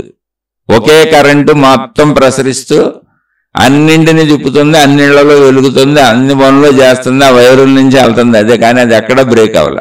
మన ఇంటికి వచ్చింది కదా అని పక్కింటికి ఆగిపోవాలా, అన్నిళ్ళు వెలిగించుకుంటూ వెళ్ళిపోతానే ఉంది. కరెంటుగా ఆగటం అనేది లేదు అసలు. అలాగే సర్వవ్యాపక సృష్టి అంతా వ్యాపించి ఉన్న ఏకశక్తి అది. నీ మీద నీకు స్థిర నిర్ణయం కలిగినప్పుడు నీ అంతర్గతంలో నువ్వు స్థిరత్వంతో నేను మంచిదాన్ని, మంచివాడిని అన్నప్పుడు నీ శరీరంలో తయారయ్యేటువంటి కెమికల్స్ అన్నీ నీకు అనుకూలంగా తయారవుతాయి. నీకు వచ్చే ఆలోచనలన్నీ నీకు మంచి ఆలోచనలు వచ్చి, అనుకూలమైన ఆలోచనలు వచ్చి ఆ మంచి పనులు చేస్తావు. సృష్టి కూడా ఇదే శక్తి కనుక సృష్టి శక్తి కూడా నీకు సహకరిస్తూ ఉంటుంది. ఏకశక్తి అది. వాళ్ళు నీకు విభిన్నంగా కనపడవచ్చు, అనిపించవచ్చు, కానీ ఏకశక్తి అది. అందుకని నువ్వు ఎప్పుడూ నిన్ను నువ్వు చూసుకొని మంచిగా ఉండాలి. మంచిగా ఉంటే మొత్తం నీ లోపల మంచే, నీకు బయట నుంచి వచ్చేది మంచి. ఎందుకని నీ లోపల ఉన్న శక్తి బయట ఉన్న శక్తి ఒకటే. నీకు చెడు వస్తుంది అంటే నీ లోపల చెడు ఉంది. నాకు కూడా బోళ్ళు చెడు జరుగుతూ ఉంటాయి, కాబట్టి నా లోపల చెడు ఉంది, నేనేంటో ఎత్తుక్కుంటా ఉంటా, దాన్ని ఎలా మార్చుకుందామని చూసుకుంటూ ఉంటా. నాకు బయట నుంచి చెడు వచ్చినా, లోపల నుంచి చెడు వచ్చినా, అనారోగ్యాలు వచ్చినా, బాధలు వచ్చినా, కష్టాలు వచ్చినా, చెడు వచ్చినా, ఏకశక్తే ప్రాణశక్తి, ఏకశక్తే. నాలో ఉన్న బయట ఉన్న ఏక అనంత ఆత్మశక్తి. కాబట్టి నా అంతర్గతంలో నేను స్థిరంగా ఉన్నప్పుడు నా శరీరం బాగుంటుంది, నా మనసు బాగుంటుంది, నా ఆలోచనలు బాగుంటాయి. నాకు నేను హాని చేసుకొని మేలు చేసుకునేలా చేసుకుంటా. నాకే కాదు, నా కుటుంబ సభ్యులు అందరికీ నా ఆలోచన అలా వస్తుంది. ఒక చెడ్డ వాళ్ళకి వాళ్ళకి హాని చేసుకొని వాళ్ళు నశించిపోయేలా వాళ్ళకి ఆలోచనలు వస్తే శరీరంలో కెమికల్స్ అలా తయారవుతాయి, మనసు పాడైపోద్ది, ఆరోగ్యం పాడైపోద్ది. వాళ్ళ ఆలోచనలన్నీ వాళ్ళు నష్టపోయేలా, వాళ్ళు కష్టపడేలా, వాళ్ళు ఇబ్బంది పడేలా, వాళ్ళ కుటుంబ సభ్యులతో సహా అందరినీ నష్టపరుచుకునేలా ఉంటాయి.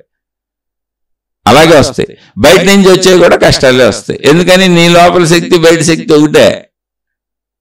బయట నుంచి వచ్చేది నీకు విడిగా కనపడవచ్చు, కాదు ఒకటే, అది ఏకశక్తి అది. అందుకని నువ్వు కర్మ సిద్ధాంతాన్ని తప్పించుకోలేవు. నువ్వు ఎటువంటి కర్మను కదుపుతావో అటువంటి కర్మే మొత్తంగా నీలో కదులుద్ది, నీ బయట కదిలి నీకు వస్తుంది. ఇది అర్థం చేసుకోండి. ఇది అర్థం చేసుకోవడానికి ఆధ్యాత్మిక చదువు, ఆత్మజ్ఞాన చదువు. కాబట్టి శక్తి అయితే మొత్తం సృష్టి అంతా శక్తే, కానీ మనిషిగా నిన్ను మించిన శక్తే లేదు. నువ్వు స్వీకరించిందే ఏదైనా, నువ్వు స్వీకరించింది ఇక్కడ జరగనే జరగదు. ఇంకా ఇలాంటి ఉదాహరణలు కోకొల్లలు చెప్పుకోవచ్చు. మీకు అర్థం కాకపోతే మళ్ళీ అడగండి, తప్పకుండా మళ్ళీ ఇంకో శీర్షిక చెబుతాను. అర్థమైతే తీసుకొని ఆచరించుకుంటూ వెళ్ళండి. శుభమస్తు. మీకు మీ కుటుంబ సభ్యులకు మేలు చేకూరుగాక. మరొక కొత్త శీర్షికతో కలుసుకుందాం.